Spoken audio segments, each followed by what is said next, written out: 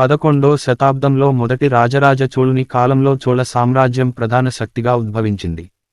మొదటి రాజరాజ చోళుడు 11వ శతాబ్దంలో ఆగ్నేయ ఆసియా, శ్రీలంక భాగాల మీద విజయవంతంగా దాడి చేశాడు. వాయవ్య భారతంలో సాధించిన ఆధిక్యత సామాన్య 625 నుండి సామాన్య 1003 వరకు కొనసాగించిన కాశ్మీరీ కరకోట వంశలో చక్రవర్తి లలితాదిత్య ముక్తపీడ సామాన్య 724 సామాన్య 760 ప్రఖ్యాతి గడించాడు. కరకోట తరువాత లోహార వంశం అధికారంలోకి వచ్చింది. రాజతరంగిణిలో కలహానా ఉత్తర భారతదేశంలో, మధ్య ఆసియాలో తీవ్రమైన సైనిక పోరాటాలకు రాజు లలితాదిత్య ప్రతీకగా ఉన్నాడని కల్హనా రాజతరంగిణిలో పేర్కొన్నాడు. తూర్పు గంగ రాజవంశం మహారాజా అనంతవర్మన్ చోడగంగా దేవ నిర్మించిన పూరీలోని జగన్నాథ ఆలయం 7వ శతాబ్దం మధ్యకాలం నుండి 11వ శతాబ్దం మొదలు వరకు హిందూ షాహీ రాజవంశం తూర్పు ఆఫ్ఘనిస్తాన్, ఉత్తర పాకిస్తాన్, కాశ్మీర్ ప్రాంతాల మధ్య ప్రాంతాన్ని పాలించారు. ఒరిస్సాలో తూర్పు గంగా సామ్రాజ్యం అధికారంలోకి వచ్చింది. హిందూ శిల్పకళ అభివృద్ధికి ప్రసిద్ధి చెందిన జగన్నాథ ఆలయం, కోనార్క్ సూర్య ఆలయం నిర్మించబడ్డాయి. అలాగే కళ, సాహిత్య పోషకులుగా ప్రసిద్ధి చెందారు. చాళుక్య సామ్రాజ్యం, బాదామి గుహాలయాలలో విష్ణు బొమ్మ. సామాన్య 6వ శతాబ్దంలో బాదామి చాళుక్య శైలిగల కొండలు తొలచిన నిర్మాణాలకు ప్రధాన ఉదాహరణ. 6, 12వ శతాబ్దాల మధ్య కాలంలో దక్షిణ, మధ్య భారతదేశ ప్రాంతాల్లో అధిక భాగాన్ని చాళుక్య వంశం పాలించింది. ఈ కాలంలో వారు 3 వ్యక్తిగత రాజవంశాలుగా పరిపాలించారు. 6వ శతాబ్దం మధ్యకాలం నుండి వాతాపి ఆధునిక బాదామి చాళుక్యులు అని పిలవబడిన మొట్టమొదటి రాజవంశం చేత పాలించబడింది. బనవాసి కదంబ సామ్రాజ్యం క్షీణత తరువాత బాదామి చాళుక్యులు స్వాతంత్ర్యం చాటుకోవడం ప్రారంభించారు. 2వ పులకేశి పాలనా సమయంలో వీరు ప్రాచుర్యంలోకి వచ్చారు. దక్షిణ భారతదేశ చరిత్రలో చాళుక్యుల పాలన ముఖ్యమైన మైలురాయిగా ఉండి కర్ణాటక చరిత్రలో ఒక స్వర్ణయుగానికి చిహ్నంగా ఉంది. బాదామి చాళుక్యుల ఆధిపత్యంతో దక్షిణ భారతదేశంలో రాజకీయ వాతావరణం చిన్న సామ్రాజ్యాల నుండి పెద్ద సామ్రాజ్యంగా మారింది. కావేరి, నర్మదా నదుల మధ్య ఉన్న మొత్తం ప్రాంతాన్ని ఒక దక్షిణ భారతదేశ ఆధారిత సామ్రాజ్యం నియంత్రించి ఏకీకృతం చేసింది. ఈ సామ్రాజ్యం అభివృద్ధి సమర్థవంతమైన పరిపాలన, విదేశీ వాణిజ్యం అభివృద్ధి, నూతన శైలి వాస్తు శిల్పం చాళుక్యన్ ఆర్కిటెక్చర్ అని పిలువబడింది అభివృద్ధి చేయబడ్డాయి. సామాన్య 550 సామాన్య 750 మధ్య కాలంలో చాళుక్య చక్రవర్తులు దక్షిణ, మధ్య భారతదేశంలోని కర్ణాటకలోని బాదామి నుండి, తరువాత సామాన్య 970 సామాన్య 1190 మధ్య కళ్యాణి నుండి పాలించారు. గుజరాతులోని చౌళుక్య రాజవంశం చాళుక్యుల శాఖలలో ఒకటి. వారి రాజధాని అనీల్వర ఆధునిక పటాన్, గుజరాత్ సామాన్య 1000లో లక్ష జనసంఖ్యతో సంప్రదాయకాల భారతదేశంలో ఇది అతిపెద్ద నగరాలలో ఒకటిగా ఉండేది. రాష్ట్రకూట సామ్రాజ్యం, ఎల్లోరా గుహలోని పురాతన హిందూ దేవాలయాలలో పెద్దదైన కొండ తొలచి నిర్మించిన కైలాస దేవాలయం, ఎల్లోరా 753 చుట్టూ దంతిదుర్గా స్థాపించబడింది. రాష్ట్రాకూట సామ్రాజ్యం మన్యకేటను రాజధాని చేసుకుని దాదాపు 2 శతాబ్దాల కాలం పాలించింది. రాష్ట్రకూటులు ఉత్తరాన గంగా నది, యమునా నది డోబ్ నుండి దక్షిణాన కేప్ కొమొరిన్ వరకు రాజ్య విస్తరణ చేసి నిర్మాణాలు, ప్రసిద్ధ సాహిత్య రచనల అభివృద్ధి చేశారు. ఈ రాజవంశం ప్రారంభ పాలకులు హిందూమతాన్ని ఆచరించి తరువాత జైనమతంచే బలంగా ప్రభావితమయ్యారు. రాజవంశం ఉత్పత్తి చేసిన సుదీర్ఘకాల రాజపరంపరలో 64 సంవత్సరాలు పాలన సాగించిన అమోఘవర్ష కవిరజమార్గ రచన చేశాడు. ఇది ప్రారంభ కన్నడ కవిత్వంగా ప్రశంసించబడింది. ద్రవిడ శైలిలో వాస్తుశిల్పం ఒక మైలురాయికి చేరుకుంది. ఎల్లోరాలోని కైలాసనాథ్ ఆలయంలో ఇది అత్యుత్తమ ఉదాహరణగా నిలిచింది. ఇతర ముఖ్యమైన నిర్మాణాలలో కాశీ విశ్వనాథ ఆలయం, కర్ణాటకలోని పట్టడకల్ వద్ద ఉన్న జైన నారాయణ ఆలయం ప్రాధాన్యత వహిస్తున్నాయి. రాష్ట్రకూట సామ్రాజ్యాన్ని ప్రపంచంలోని 4 గొప్ప సామ్రాజ్యాలలో ఒకటిగా అరబ్ యాత్రికుడు సులేమాన్ వర్ణించాడు. రాష్ట్రకూట కాలంలో దక్షిణ భారత గణిత శాస్త్రంలో స్వర్ణయుగం ప్రారంభమైంది. గొప్ప దక్షిణాది భారతీయ గణిత శాస్త్రజ్ఞుడు మహావీర రాష్ట్రకూట సామ్రాజ్యంలో నివసించాడు. ఆయన రచనలు అతని తర్వాత నివసించిన మధ్యయుగ దక్షిణ భారతీయ గణిత శాస్త్రవేత్తలపై భారీ ప్రభావం చూపింది. రాష్ట్రకూట పాలకులు ఉత్తరాలు వ్రాయడంలో ప్రసిద్ధి చెందారు. వీరు సంస్కృతం, అపభ్రంశ వంటి వివిధ భాషలలో లేఖలు వ్రాసారు. గుర్జర ప్రతిహార సామ్రాజ్యం, గుర్జార ప్రతీహార సామంతులైన చండేలాలు నిర్మించిన ఖజురహో దేవాలయ సముదాయంలో కండరీయ మహదేవ ఆలయం.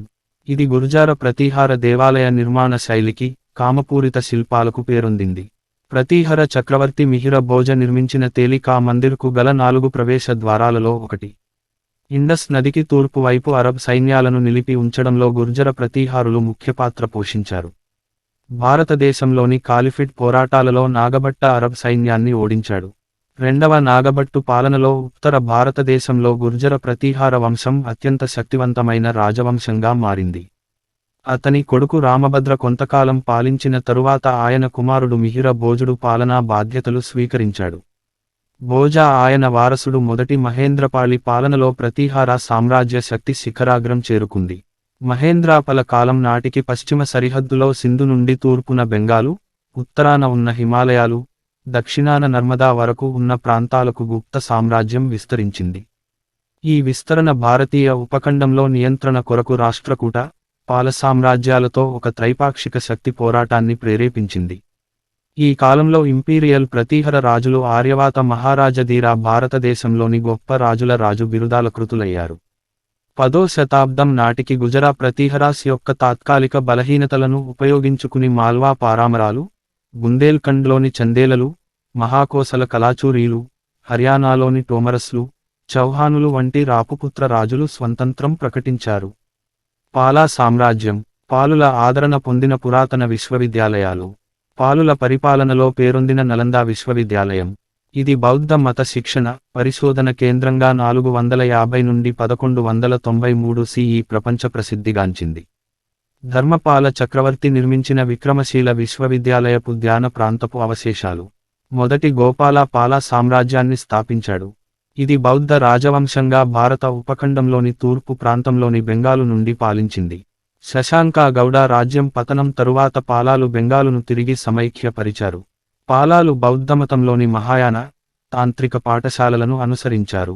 ఇవి శైవిజం, వైష్ణవిజాన్ని కూడా ప్రోత్సహించాయి. పాలా అనే పదానికి రక్షకుడు అని అర్థం. పాలా చక్రవర్తులందరి పేర్లకు ముగింపుగా పాలా ఉపయోగించబడింది.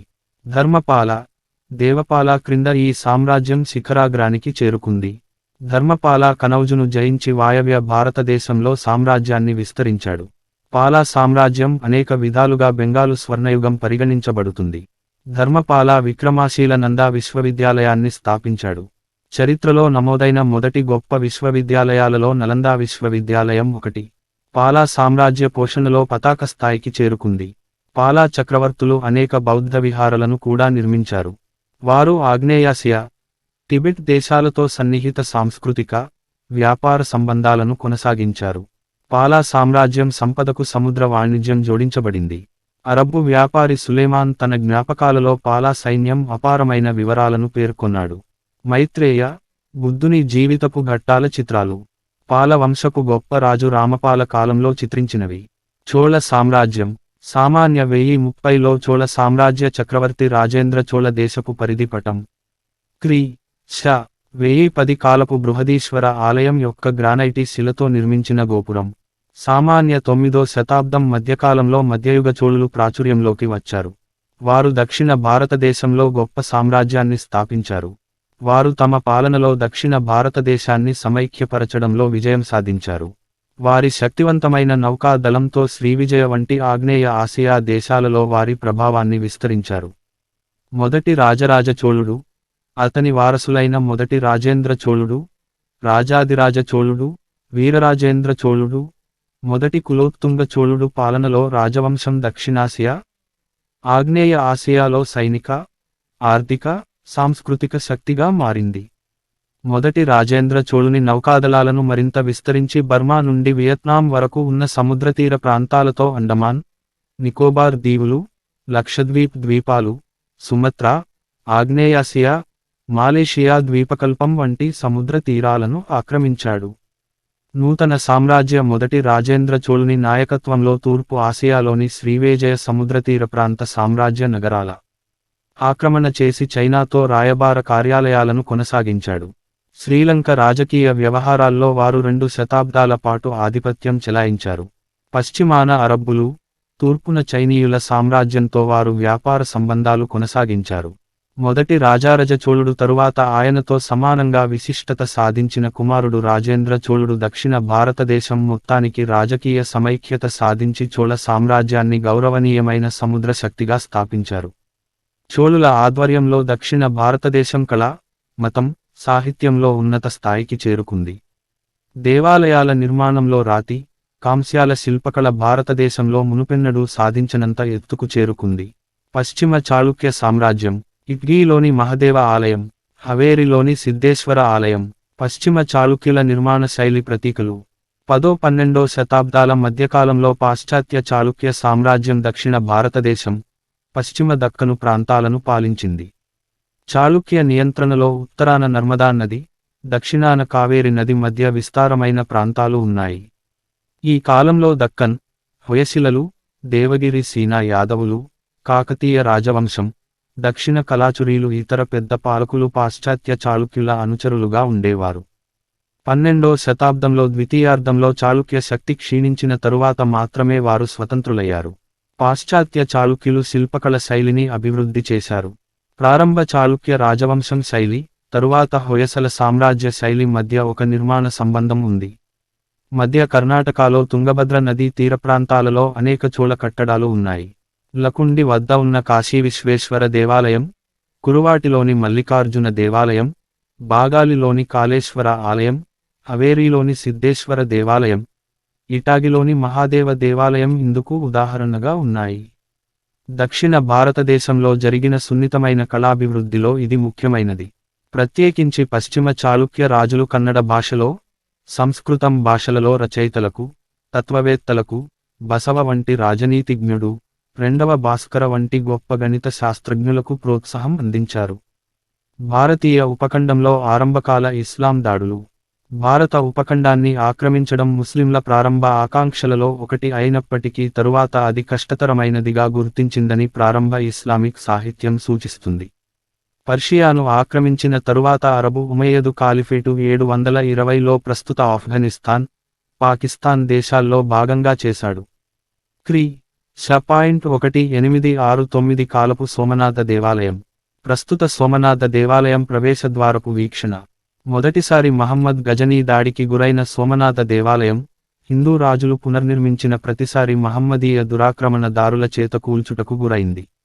క్రీస్తు పూర్వం 712లో ముస్లిం సైన్యాధ్యక్షుడు ముహమ్మదు బిన్ ఖాసిం అత్యధికమైన ఇండస్ ప్రాంతాన్ని ప్రస్తుత పాకిస్తాన్ ఉమయ్యదు సామ్రాజ్యం కొరకు జయించి అస్సిదు ప్రొవిన్సుగా రూపొందించి దానికి అల్ మన్సూరాను రాజధానిగా చేశాడు. కిలోమీటరు 45 మైళ్ళు. అనేక దురాక్రమణల తరువాత ఇండస్కు తూర్పున ఉన్న హిందూ రాజులు ఉమాయ్యదు పోరాటాల ద్వారా అరబ్బులను ఓడించి వారి విస్తరణను పాకిస్తాన్ సింధ్ వద్ద నిలిపారు. 8వ శతాబ్దం ప్రారంభంలో రెండవ చాళుక్య సామ్రాజ్యానికి చెందిన రెండవ విక్రమాదిత్య, ప్రతీహార రాజవంశానికి చెందిన మొదటి నాగభట్ట, గుహిలాట్ రాజవంశానికి చెందిన బాప్ప రావల్ అరబ్బు ఆక్రమణదారులను తిప్పికొట్టారు. శతాబ్దాల కాలంలో ఉత్తర ఉపఖండం ప్రస్తుత ఆఫ్ఘనిస్తాన్, పాకిస్తాన్ ప్రాంతాల్లో విదేశీ, కొత్తగా మతమార్పిడి చెందిన రాజపుత్రులు పలు సుల్తానేట్లు స్థాపించారు.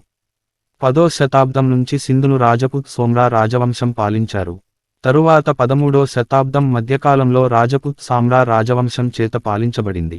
అదనంగా ముస్లిం వర్తకులు దక్షిణ భారతీయ పశ్చిమ సముద్రతీర ప్రాంతాలలో సుసంపన్నత సాధించారు. ప్రధానంగా వీరు చిన్న సంఖ్యలో అరేబియా ద్వీపకల్పం నుండి వచ్చారు. జుడాయిజం, క్రైస్తవ మతం తరువాత మూడవ మతంగా అబ్రహమిక్ మధ్య ప్రాచ్య మతం పరిచయం చేయబడింది. 11వ శతాబ్ద ప్రారంభంలో గజని మహమూద్ ప్రధానంగా ఉత్తర భారతీయ ఉపఖండం మీద 17 సార్లు దాడి చేసినప్పటికీ ప్రాంతాలలో శాశ్వత రాజ్యమును స్థాపించటానికి ప్రయత్నించలేదు. 11వ శతాబ్దం ప్రారంభంలో శ్రావస్తి సుహల్దేవ్ గజ్నావిద్ జనరల్ గజి సాయియాద్ సలార్ మసూద్ను ఓడించి చంపాడు. హిందూ షాహీ. కాబూలో లోయ, గాంధారను పరిపాలించిన హిందూ షాహీలు. కాబూల్ షాహీ రాజు కింగలగార్గజ్. ఆఫ్ఘనిస్తాన్ చే పవిత్రం చేయబడిన హిందూ దేవుడు గణేశుని బొమ్మ సామాన్య 6వ శతాబ్దం. మధ్యతూర్పు ప్రాంతపు అబ్బాసిడ్ నాణేలకు స్ఫూర్తినిచ్చిన హిందూ షాహీల నాణేలు. 3వ శతాబ్దం తొలినాటికి కుషాన్ సామ్రాజ్యం పతనం తరువాత కాబూల్ షాహీలు కాబూల్ లోయ, గాంధరా ఆధునిక పాకిస్తాన్, ఆఫ్ఘనిస్తాన్ను పాలించారు. షాహీస్ కాలం సాధారణంగా 2 కాలాలుగా విభజించబడింది. బౌద్ధ షాహీలు, హిందూ షాహీలు, సుమారుగా క్రీస్తు పూర్వం 870 సమయంలో మార్పు సంభవించినదని భావిస్తున్నారు.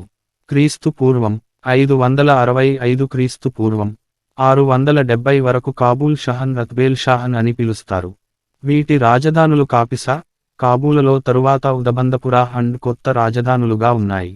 జయపాల ఆధ్వర్యంలోని హిందూ షహీస్ ప్రస్తుత తూర్పు ఆఫ్ఘనిస్తాన్, పాకిస్తాన్ ప్రాంతంలో గజనావిడ్స్ నుండి సామ్రాజ్యాన్ని కాపాడడానికి సాగించిన పోరాటాలకు ప్రసిద్ధి చెందారు.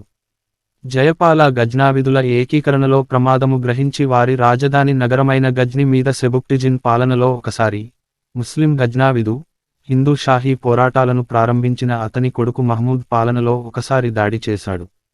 అయితే సెబుక్టైగిన్ అతనిని ఓడించాడు. ఫలితంగా ఆయన నష్టపరిహారం చెల్లించాల్సి వచ్చింది. జయపాల చెల్లింపు రద్దు చేసి మరోసారి యుద్ధభూమికి చేరుకున్నాడు. అయితే జయపాల కాబుల్లోయ, సింధు నది మధ్య మొత్తం ప్రాంతంపై నియంత్రణను కోల్పోయాడు. హిందూ షాహీ సామ్రాజ్య పాలనలో 7వ-9వ శతాబ్దాల మధ్యకాలంలో అంబా హిందూ దేవాలయ సముదాయం నిర్మించబడింది. జయపాలుల పోరాటానికి ముందు ఆయన పంజాబీ హిందువుల పెద్ద సైన్యాన్ని అభివృద్ధి చేశాడు. జయపాల పంజాబు ప్రాంతానికి వెళ్ళినప్పుడు ఆయన సైన్యంలో 1,00,000 అశ్వదళం, అనేక మంది పదాతి దళాన్ని అభివృద్ధి చేశాడు. సైనికులను పెంచింది. ఫెరిష్టా అభిప్రాయంలో లుంగాన్ పరిమితులపై 2 సైన్యాలు కలుసుకున్నాయి. జయపాల దళాలను వీక్షించడానికి సుబుక్తుజిన్ ఒక కొండను అధిరోహించాడు. ఇది అనంత సముద్రం వంటి విస్తారంగా, అరణ్యంలోని చీమలు, మిడుతల దండులా కనిపించింది. కానీ సుబుకుత్జిన్ తనను తాను తోడేలు గొర్రెల మీద దాడి చేస్తున్నట్లు భావిస్తున్నాడు, అందువల్ల అతని నాయకులకు పిలుపునిచ్చారు.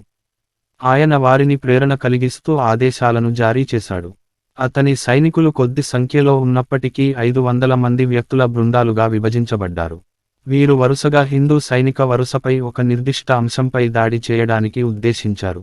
అందువలన ఇది ఎల్లప్పుడూ తాజా దళాలను ఎదుర్కోవలసి ఉంటుంది. ఏది ఏమైనప్పటికీ పాశ్చాత్య దళాల మీద ముఖ్యంగా గజ్ని యువ మహ్మూదు వైపు సైన్యం నిరాశకు గురైంది. 1001 సంవత్సరంలో సుల్తాన్ మహమూద్ అధికారంలోకి వచ్చి హిందూ కుష్కి ఉత్తరాన ఉన్న క్వారక నిధులను స్వాధీనం చేసుకున్న వెంటనే జయపాల మరోసారి గజ్నిపై దాడి చేసి పెషావర్ సమీపంలోని శక్తివంతమైన గజ్నావిద్ దళాలచే మరో ఓటమిని ఎదుర్కొన్నాడు. పెషావర్ యుద్ధం తర్వాత అతను ఆత్మహత్య చేసుకున్నాడు. ఎందుకంటే షాహిసులకు ఆయన విపత్తు, అవమానం తెచ్చిపెట్టాడని ప్రజలు భావించడం అందుకు కారణం. జయపాల తరువాత ఆయన కుమారుడు ఆనందపాల పాలనా బాధ్యతలు చేపట్టాడు. తరువాత వచ్చిన ఇతర షాహీలు గజనవిధులకు వ్యతిరేకంగా చేసిన పలు పోరాటాలు అపజయం పొందాయి. హిందూ పాలకులు చివరకు కాశ్మీర్ శివాలిక్ పర్వతాలకు తరలి వెళ్లారు. మధ్యయుగ ద్వితీయార్ధం క్రీస్తు పూర్వం 1200 నుండి 1526. రాజస్థాన్ కొండకోటలు. సామాన్య 15వ శతాబ్దంలో రాణా కుంభ నిర్మించిన కుంభల్ఘర్ కోట గోడలు 38 కిమీ పైగా విస్తరించి ఉన్నాయి. గ్రేట్ వాల్ ఆఫ్ చైనా తరువాత ఎక్కువ పొడవైన గోడలు గలదిగా చెప్పబడింది. జోధ్పూర్లోని మెహ్రంగర్ కోట 1459లో జోధారావు నిర్మించాడు. దీనికి 7 ప్రవేశద్వారాలుండగా, ఫతేపోల్ అనే ప్రవేశద్వారం మొఘలులపై రాజపుట్ గెలుపుకి గుర్తుగా ఉంది. మధ్యయుగ ద్వితీయార్ధకాలంలో మధ్య ఆసియా జాతీయుల ముస్లిం వంశాల కారణంగా ప్రాంతీయ ప్రముఖులు ఎదుర్కొన్న సమస్యలకు ప్రతీకగా ఉంది. ఇది ములిం ఆక్రమణలను రాజపుత్రులు అడ్డగించడానికి దారితీసింది. ఇది హిందూ, ముస్లిం రాజవంశాలు, సామ్రాజ్యాల అభివృద్ధి, కొత్త సైనిక సాంకేతికత వ్యూహాల అభివృద్ధికి దారితీసింది. భక్తి ఉద్యమం, సిక్కిజం అభివృద్ధి చెందాయి. ముస్లిం జనసఖ్యాభివృద్ధి. సంపాదకుడు జేమ్స్ మెస్టన్గా వెలువడిన Hutchinson story of the nations లో భారతదేశ అధ్యాయంలో బొమ్మ. టర్కీ ముస్లిం సైనికాధికారి ముహమ్మదు బక్తియార్ ఖిల్జీ బీహారులో బౌద్ధ సన్యాసుల సామూహిక హత్యాకాండ చేయించాడు. ఖిల్జీ సాగించిన ఉత్తర ఇండియా దాడులలో నలంద, విక్రమశీల విశ్వవిద్యాలయాలు ధ్వంసం చేయబడ్డాయి.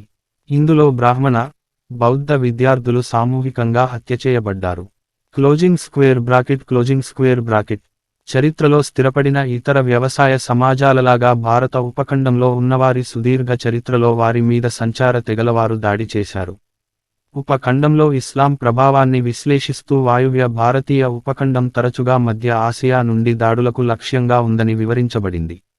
ఆ కోణంలో ముస్లింల చొరబాట్లు, ముస్లిం దండయాత్రలు 1వ సహస్రాబ్ది సమయంలో జరిగిన ముట్టడికి భిన్నంగా ఉన్నాయి.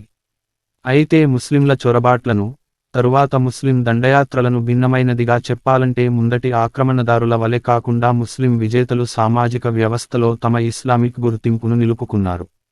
నూతనంగా చట్టపరమైన పరిపాలనా వ్యవస్థలను సృష్టించారు.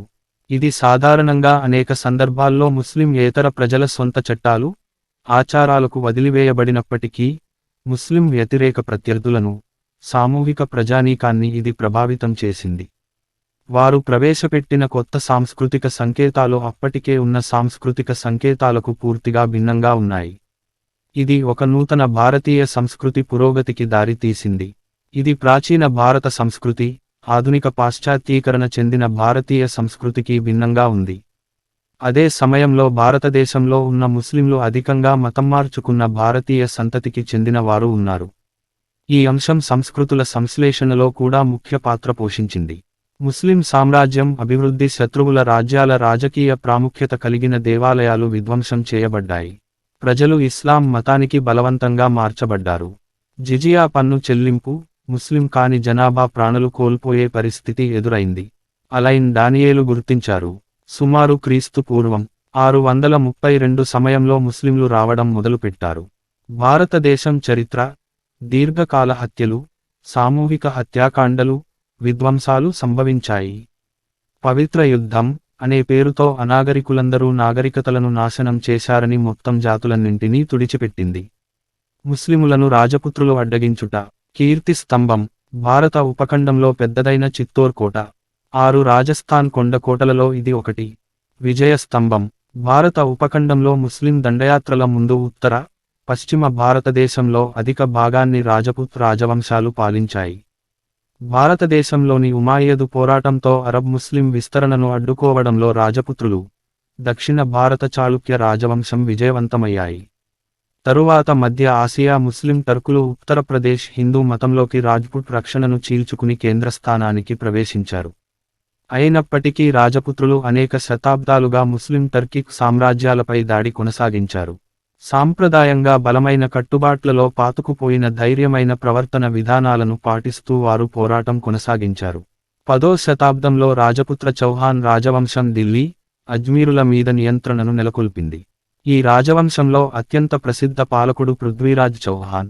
అతని పాలన భారత చరిత్రలో అత్యంత ముఖ్యమైన సంఘటనలలో ఒకటిగా గుర్తించబడింది. ఆయన ముస్లిం సుల్తాన్ ముహమ్మద్ ఘోరీతో పోరాడాడు. మొదటి తారియన్ యుద్ధంలో ఘోరీ భారీ నష్టంతో ఓడిపోయాడు. అయినప్పటికీ తరువాతి తారియన్ యుద్ధం రాజ్పుట్ సైన్య ఓటమి భారతదేశంలో ముస్లిం పాలనకు పునాది వేసింది. మహారాజా అమీర్ ఆధ్వర్యంలో మేవార్ రాజవంశం ముఘల్ తుగ్లకును, అతని ప్రధాన మిత్రరాజులైన బర్గుజరాతులతో ఓడించి ఆయనను ఖైదు చేశాడు. తుగ్లక్ విడుదలకు చెల్లించిన భారీ మూల్యంలో మేవారు భూములు ఉన్నాయి. ఈ ఘటన తరువాత ఢిల్లీ సుల్తానేటు కొన్ని వందల సంవత్సరాలు చిత్తూరుపై దాడి చేయలేదు. రాజపుత్రులు వారి స్వాతంత్రాన్ని తిరిగి స్థాపించారు. బెంగాలు, ఉత్తరాన పంజాబులో చాలా రాజపుత్ర రాజ్యాలు స్థాపించబడ్డాయి.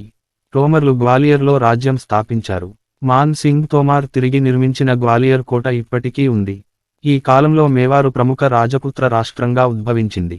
రాణా కుంభా మాల్వా, గుజరాత్ సుల్తానేట్స్ ఖర్చుతో తన రాజ్యాన్ని విస్తరించారు.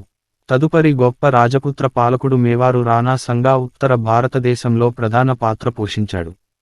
అతని లక్ష్యాలు పరిధి వృద్ధి చెందాయి. అతను ఆ సమయంలో ఢిల్లీని పాలిస్తున్న ముస్లిం పాలకులను జయించాలని నిర్ణయించుకున్నాడు. అయితే ఖాన్వా యుద్ధంలో అతని ఓటమి భారతదేశంలో కొత్త ముఘల్ రాజవంశాన్ని సమైక్యం చేసింది. మహారాణా ఉదయ్ సింగ్ ఆధ్వర్యంలో మేవారు రాజవంశం ముఘలు చక్రవర్తి అక్బరు చేతిలో ఓడిపోయి వారి రాజధాని చిత్తూరులో పట్టుబడ్డాడు. ఈ సంఘటన కారణంగా రెండవ ఉదయ్ సింగ్ ఉదయపూరును స్థాపించాడు. ఇది మేవార్ రాజ్యానికి కొత్త రాజధానిగా మారింది. అతని కుమారుడు మేవారు మహారాణా ప్రతాపు ముఘలులను గట్టిగా వ్యతిరేకించారు. అక్బరు అతనికి వ్యతిరేకంగా అనేక మార్లు సైన్యాలను పంపించాడు. చివరికి చిత్తూరు కోట మినహాయించి మేవారులోని అన్ని ప్రాంతాలపై నియంత్రణ సాధించాడు. చిత్తూరు కోట భారత ఉపఖండంలో అతిపెద్ద కోటగా పరిగణించబడుతుంది. ఈ కోట 15-16 శతాబ్దాలలో ముస్లిం సైన్యాల దాడులను 3 సార్లు ఎదుర్కొన్న రాజపుత్ర నిరోధకతకు చిహ్నంగా మారింది. 1303లో అల్లావుద్దీన్ ఖల్జీ రాణా రతన్ సింగును ఓడించాడు. 1535లో గుజరాతు సుల్తానేటు బహదూర్ షా బిక్రమ్జీత్ సింగును ఓడించాడు. 1567లో అక్బరు మహారాణా రెండవ ఉదయ్ సింగును ఓడించాడు. ఆయన కోటను వదిలి ఉదయపూరును స్థాపించాడు. ప్రతిసారీ పురుషులు శత్రువులను పోరాడుతూ కోట గోడల నుండి శత్రువులను పరుగెత్తిస్తూ ధైర్యంగా పోరాడి చివరకు ఓడిపోయారు. ఈ ఓటమి తరువాత చిత్తోరుగఢ్ కోటలో యుద్ధాల్లో చనిపోయిన రాజపుత్ర సైనికులకు భార్యలు, పిల్లలు అనేకమంది జౌహర్ కట్టుబడి ఆత్మాహుతి చేసుకున్నారు. మొదటిసారిగా 1303లో జరిగిన యుద్ధంలో చంపబడిన రారంసింగు భార్య రాణి పద్మిని, ఆ తరువాత 1537లో రాణి కర్ణనావతి ఆత్మాహుతి చేసుకున్నారు. ముస్లిం దండయాత్రల వలన ఉదయ్పూర్కు రాజధాని మార్చిన తరువాత నిర్మించిన నగర రాజభవనం, హిందూ రాజ్పుట్ కళాశైలికి ప్రతీకలైన ఆమెర్ కోట, జైగర్ కోట, భూగర్భ దారులతో కలపబడి ఉన్నాయి. బుండేల రాజ్పుట్లు నిర్మించిన చతుర్భుజ ఆలయం, భారత ఉపఖండంలో ఆధునిక కాలానికి ముందు నిర్మించిన ఎత్తైన కట్టడం. రాథోర్ వంశస్థులు నిర్మించిన జునాగర్ కోటలో అనూప్ మహాల్లో వ్యక్తిగత సందర్శన మందిరం. ఢిల్లీ సల్తనత్ సమానము సుల్తానుల పరిపాలన రాజ్యము. ఢిల్లీ సల్తనత్ టర్కో ఇండియన్ తుగ్లక్ వంశీయుల పాలనలో అత్యున్నత స్థాయికి చేరుకుంది. బానిస రాజవంశం కుతుబుద్దీన్ అబాక్ చే ప్రారంభించబడిన కుతుబ్ మినార్ ప్రపంచంలోని ఎత్తైన ఇటుక మినారు. చరిత్రకారుడు డాక్టర్ ఆర్.పి.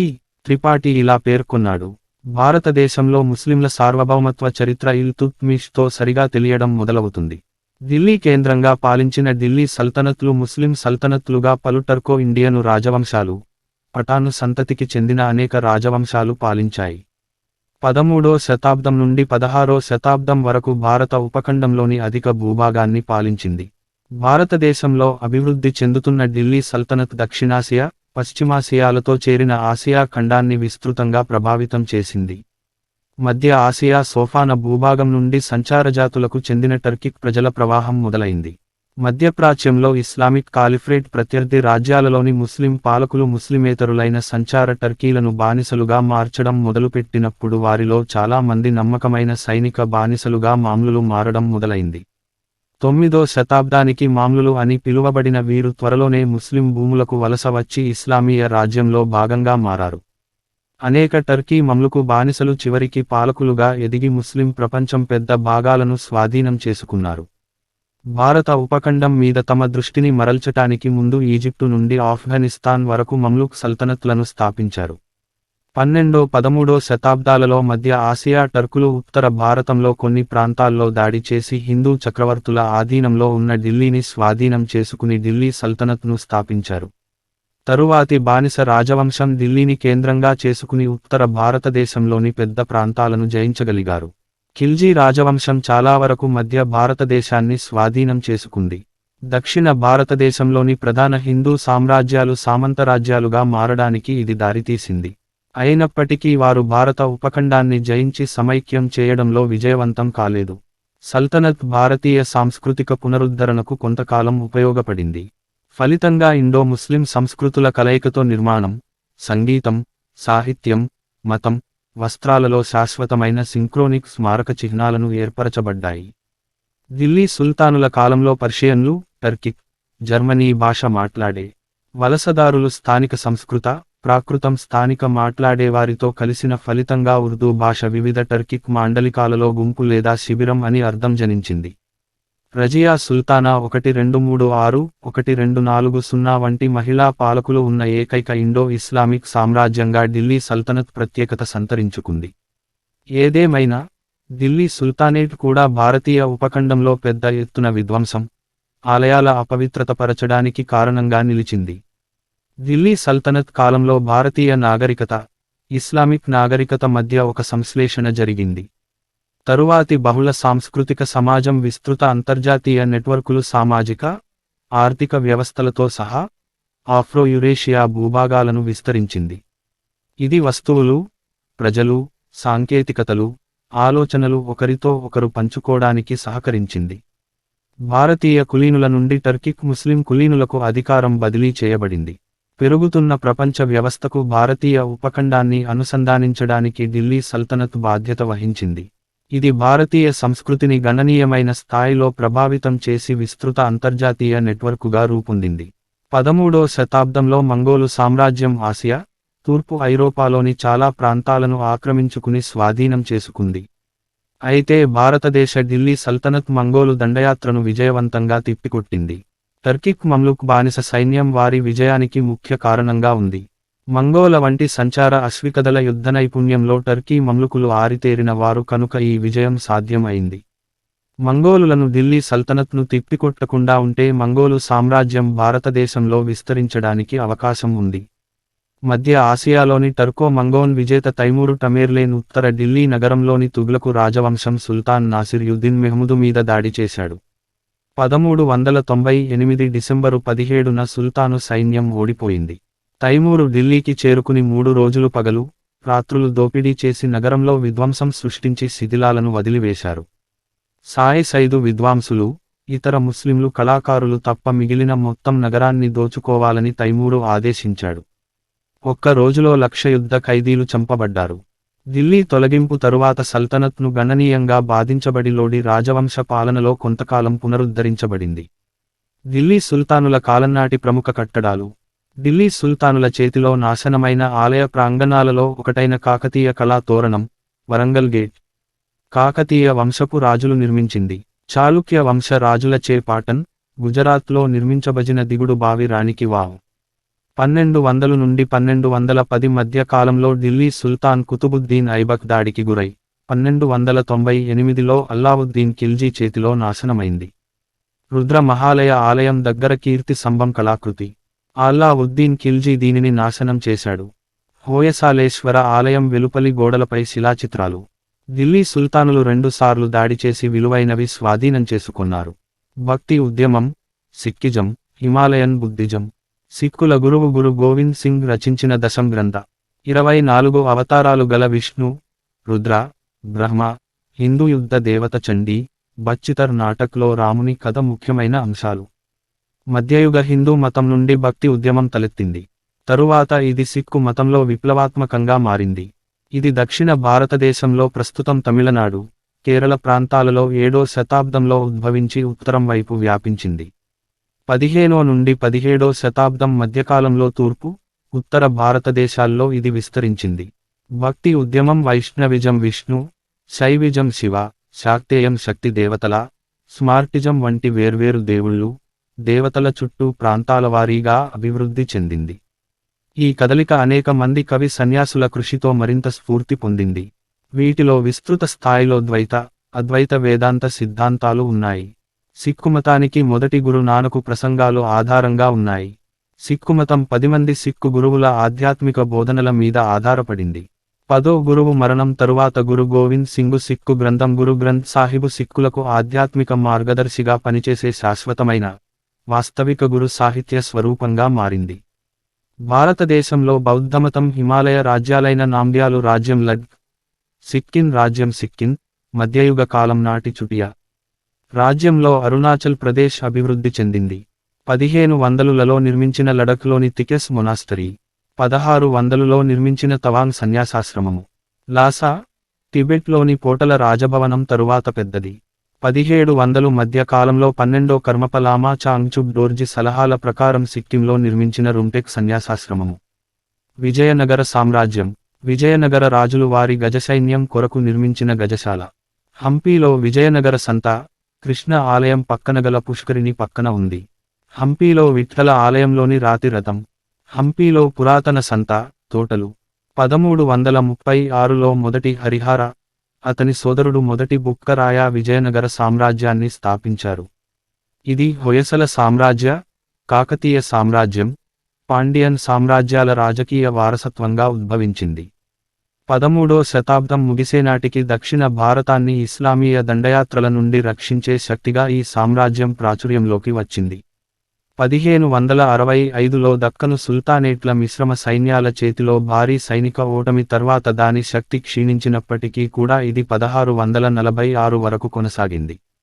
ఈ సామ్రాజ్యానికి దాని రాజధాని నగరమైన విజయనగరం పేరు పెట్టబడింది. దీని శిథిలాలు ప్రస్తుతం హంపిని చుట్టూ కనిపిస్తుంటాయి. ఇప్పుడు ఇది కర్ణాటక రాష్ట్రంలో ప్రపంచ వారసత్వ సంపదగా గుర్తించబడుతుంది. సింహంతో యోధుడు సాలా ఫైటింగ్ ది లయన్ హొయసల సామ్రాజ్య చిహ్నం. హొయసాల పరిపాలన వాస్తుశిల్పం, వారి తరువాత పాలకులైన విజయనగర సామ్రాజ్యంపై ముద్రవేశాయి. చెన్నకేశవ ఆలయం హొయసల వాస్తుకళ నమూనాకు ఉదాహరణగా ఉంది. తరువాత 16వ శతాబ్దంలో విజయనగర చక్రవర్తుల ఆర్థిక మద్దతు, నిధుల ద్వారా మరమ్మతులు చేశారు. సామ్రాజ్యం స్థాపించిన మొదటి 2 దశాబ్దాలలో మొదటి హరిహరరాయలు తుంగభద్ర నదికి దక్షిణంలో అత్యధిక భూభాగం మీద నియంత్రణ సాధించాడు. పూర్వాపశ్చిమ సముద్రదిస్వార తూర్పు, పశ్చిమ సముద్రాల అధిపతి పేరును సంపాదించాడు. 1374 నాటికి మొదటి హరిహరరాయుడి వారసుడు ఆర్కోట, కొండవీడు రెడ్డి, మధుర సుల్తాను, పశ్చిమంలో గోవాపై నియంత్రణ సాధించి, ఉత్తరాన తుంగభద్ర కృష్ణా నది డోయబులను అధిగమించాడు. విజయనగర సామ్రాజ్యం తరువాత సామ్రాజ్యంగా మారింది. మొదటి బుక్కరా రాయుని రెండవ కుమారుడు రెండవ హరిహరరాయుడు కృష్ణా నదిని అధిగమించి రాజ్యాన్ని మరింత విస్తరించి దక్షిణ భారతదేశం మొత్తాన్ని విజయనగర అచ్చత్రపు నీడలోకి తీసుకుని వచ్చాడు. తదుపరి పాలకుడు మొదటి దేవరాయాడు ఒరిస్సా గజపతులకు వ్యతిరేకంగా విజయం సాధించి కోటలను నిర్మించి, నీటిపారుదల వంటి ముఖ్యమైన పనిని చేపట్టాడు. ఇటాలియన్ యాత్రికుడు నికోలో డి కొంటి ఆయనను భారతదేశంలో అత్యంత శక్తివంతమైన పాలకునిగా పేర్కొన్నాడు. రెండవ దేవారాయ గజబిటికార అని పిలిచేవారు. సింహాసనం 1424లో సంగమ రాజవంశం పాలకులు అత్యంత సామర్థ్యతతో పాలన చేశారు. ఆయన తిరుగుబాటు చేసిన ఛాందసవాస ప్రభువులను, అలాగే కాలికట్ జామోరిన్ దక్షిణాన క్విలాన్లను తిరస్కరించాడు. అతను శ్రీలంక ద్వీపాన్ని ఆక్రమించి పెగు, తనస్సేరిం వద్ద ఉన్న బర్మా రాజుల మీద ఆధిపత్యం సాధించాడు. సామ్రాజ్యం వారసత్వంగా దక్షిణ భారతదేశం అంతటా విస్తరించిన అనేక స్మారక నిర్మాణాలు ఉన్నాయి. వీటిలో హంపిలోని నిర్మాణ సమూహం ప్రసిద్ధి చెందింది. దక్షిణ భారతదేశంలో పూర్వపు ఆలయ నిర్మాణ సంప్రదాయాలు విజయనగర శిల్ప శైలిలో కలిసిపోయాయి. అన్ని విశ్వాసాలు, మాండలికాలు కలిసిపోవటం హిందూ దేవాలయ నిర్మాణంలో నూతన ఆవిష్కరణను ప్రోత్సహించింది. మొదట దక్కనులో, తర్వాత స్థానిక గ్రానైట్ ఉపయోగించి ద్రావిడ సంప్రదాయంలో ఆలయాలు నిర్మించబడ్డాయి. కేరళలో విజయనగర సామ్రాజ్యం రక్షణలో దక్షిణ భారతీయ గణిత శాస్త్రం అభివృద్ధి చెందింది. 14వ శతాబ్దంలో సంగ్రామమాగ్రామాకు చెందిన దక్షిణ భారత గణిత శాస్త్రజ్ఞుడు మాధవ ప్రసిద్ధ Kerala school of astronomy and మ్యాథమెటిక్స్ను స్థాపించాడు. ఇది మధ్యయుగ దక్షిణ భారతదేశంలో పరమేశ్వర, నీలకంఠ సోమయాజి, జ్యేష్ఠదేవ వంటి గొప్ప దక్షిణ భారతీయ గణిత శాస్త్రవేత్తలను సృష్టించింది. సమర్థవంతమైన పరిపాలన, బలమైన విదేశీ వాణిజ్యం, నీటిపారుదల, నీటి నిర్వహణ వ్యవస్థలు వంటి నూతన సాంకేతిక పరిజ్ఞానాలను తీసుకువచ్చాయి. కన్నడ, తెలుగు, తమిళం, సంస్కృతంలో క్రొత్త ఎత్తులను చేరుకున్నాయి. సున్నితమైన కళలు, సాహిత్యాలను సామ్రాజ్యం పోషించింది. కర్ణాటక సంగీతం ప్రస్తుత రూపం సంతరించుకుంది. విజయనగర సామ్రాజ్యం హిందూయిజం ప్రోత్సహించడం ద్వారా ప్రాంతీయవాదాన్ని అధిగమించింది. దక్షిణ భారతదేశాన్ని సమైక్యం చేసింది. శ్రీ కృష్ణదేవరాయ పాలనలో సామ్రాజ్యం దాని శిఖరానికి చేరుకుంది. విజయనగర సైన్యాలు నిరంతరాయంగా విజయం సాధించాయి. ఉత్తర దక్కను, తూర్పు దక్కను ప్రాంతాలలోని కాళింగతో సహా సుల్తానేట్ల క్రింద ఉన్న ప్రాంతాలు సామ్రాజ్యంతో కలపబడ్డాయి. అదే సమయంలో దక్షిణ ప్రాంతాలన్నింటి మీద నియంత్రణను కొనసాగించింది. కృష్ణదేవరాయల కాలంలో అనేక ముఖ్యమైన స్మారక కట్టడాలు నిర్మాణాపు పనులు పూర్తి చేసుకున్నాయి. తాలికోట యుద్ధం 1565లో ఓటమి తరువాత విజయనగర తిరోగమనం మొదలైంది. తల్లికోట యుద్ధంలో అలియ రామరాయ మరణం తరువాత తిరుమల దేవరాయుడు అరవీడు రాజవంశంని ప్రారంభించి నాశనం చేయబడిన హంపీని వదిలి ఒక నూతన రాజధానిగా పెనుగొండను స్థాపించి విజయనగర సామ్రాజ్యం అవశేషాలను పునఃస్థాపించేందుకు ప్రయత్నించారు. 1572లో తిరుమల మిగిలిన రాజ్యాన్ని తన 3 కుమారులకు పంచి ఇచ్చి మరణించే వరకు 1578లో ఆయన ఆధ్యాత్మికతను ఆచరించాడు. అరవీడు రాజవంశం వారసులు ఈ ప్రాంతాన్ని పాలించారు. ఈ సామ్రాజ్యం బీజాపూర్ సుల్తానేటు, ఇతరులతో కొనసాగిన యుద్ధాల కారణంగా 1614లో పతనావస్థకు చేరుకుని 1646లో ముగిసింది. ఈ కాలంలో దక్షిణ భారతదేశంలో ఎక్కువ రాజ్యాలు విజయనగర నుండి విడిపోయి స్వతంత్రంగా మారాయి. వీటిలో మైసూర్ కింగ్డమ్, కలాడీ నాయక, మధుర నాయక్లు, తంజోర్ నాయక్లు, చిత్రదుర్గ నాయకులు, జింగే నాయక్ రాజ్యం వీటన్నింటికీ స్వాతంత్ర్యం ప్రకటించాయి. విజయనగర సామ్రాజ్యం దక్షిణ భారతదేశ చరిత్రలో గణనీయమైన ప్రభావాన్ని చూపింది. ఆలయం ప్రాంగణం ఎత్తు నుండి తీసిన చిత్రం. దక్షిణ గోపురం నుండి ఉత్తరం వైపు వీక్షిస్తున్నప్పుడు మీనాక్షి ఆలయం. ఈ ఆలయం విజయనగర సామ్రాజ్య కాలంలో మరల నిర్మించబడింది. ప్రాంతీయ శక్తులు, ప్రాంతీయ రాజ్యాలు. 15వ శతాబ్దంలో మేవార్ రాజ్పుట్ల తోడ్పాటుతో నిర్మించిన రాణపూర్ జైన్ ఆలయం. హేజియా సోఫియా తరువాత ప్రపంచంలో పెద్దదైన గోళం గల గోల్ గుంబజ్ నిర్మాణం బిజాపూర్ సుల్తానులు నిర్మించారు. 13వ శతాబ్దం మధ్య నుండి 2.5 శతాబ్దాల కాలం ఉత్తర భారతదేశంలో రాజకీయాలను ఢిల్లీ సుల్తానేటు, దక్షిణ భారతదేశంలో విజయనగర సామ్రాజ్యం ఆధిపత్యం వహించాయి. అయినప్పటికీ ఇతర ప్రాంతీయ శక్తులు కూడా బలోపేతంగా ఉన్నాయి. రెడ్డి రాజవంశం ఢిల్లీ సుల్తానేటును ఓడించడంలో విజయం సాధించి ఉత్తర భారతంలో కటక్ నుండి దక్షిణ భారతంలో కంచి వరకు తమ పాలనను విస్తరించి చివరకు విజయనగర సామ్రాజ్యంలో విలీనం చేయబడింది. ఉత్తర భారతంలో రాజపుత్ర రాజ్యాలు పశ్చిమ, మధ్య భారతదేశంలో ఆధిపత్య శక్తిగా మిగిలిపోయాయి. మేవారు రాణా రాజపుతానాలో శక్తివంతమైన హిందూ రాజపుత్ర సమాఖ్య ఆధిపత్యంలో రాజపుత్ర రాజ్యాలు సమైక్య శక్తిగా నిలిచాయి. ఈ సమయంలో రాజపుత్ర సైన్యాలు ఢిల్లీ సుల్తాను సైన్యంపై నిరంతరం విజయం సాధించాయి. దక్షిణ భారతంలో స్థాపించబడిన బహుమనీ సుల్తానేటును ఒక మతంమారిన బ్రాహ్మణుడు లేదా బ్రాహ్మణత్వం పట్ల గౌరవాదరాలు ఉన్న వ్యక్తిచేత స్థాపించబడినందున దానికి ఈ పేరు వచ్చిందని భావిస్తున్నారు. ఇది విజయనగర ప్రధాన ప్రత్యర్థిగా విజయనగర సామ్రాజ్యానికి తరచూ కష్టాలు సృష్టించింది. 16వ శతాబ్దం ప్రారంభంలో విజయనగర సామ్రాజ్యం కృష్ణదేవరాయలు బహ్మానీ సుల్తానేటు చివరి శక్తిశేషాన్ని ఓడించారు. దీని తరువాత బహ్మానీ సుల్తానేటు పతనం అయింది. తరువాత ఇది 5 చిన్న డక్కను సుల్తానేట్లుగా విభజించబడింది. 1490లో అహ్మదు నగర స్వాతంత్ర్యం ప్రకటించింది. తరువాత సంవత్సరంలో బీజాపూరు, బెరార్లు స్వతంత్రం ప్రకటించారు. గోల్కొండ 1518లో స్వతంత్రం పొందింది. 1528లో బిదారు స్వతంత్రం ప్రకటించింది. సాధారణంగా ప్రత్యర్థులు అయినప్పటికీ 1565లో విజయనగర సామ్రాజ్యానికి వ్యతిరేకంగా మిత్రపక్షాలుగా సమైక్యమై తాళ్లికోట యుద్ధం విజయనగర సామ్రాజ్యం శాశ్వతంగా బలహీనపడింది.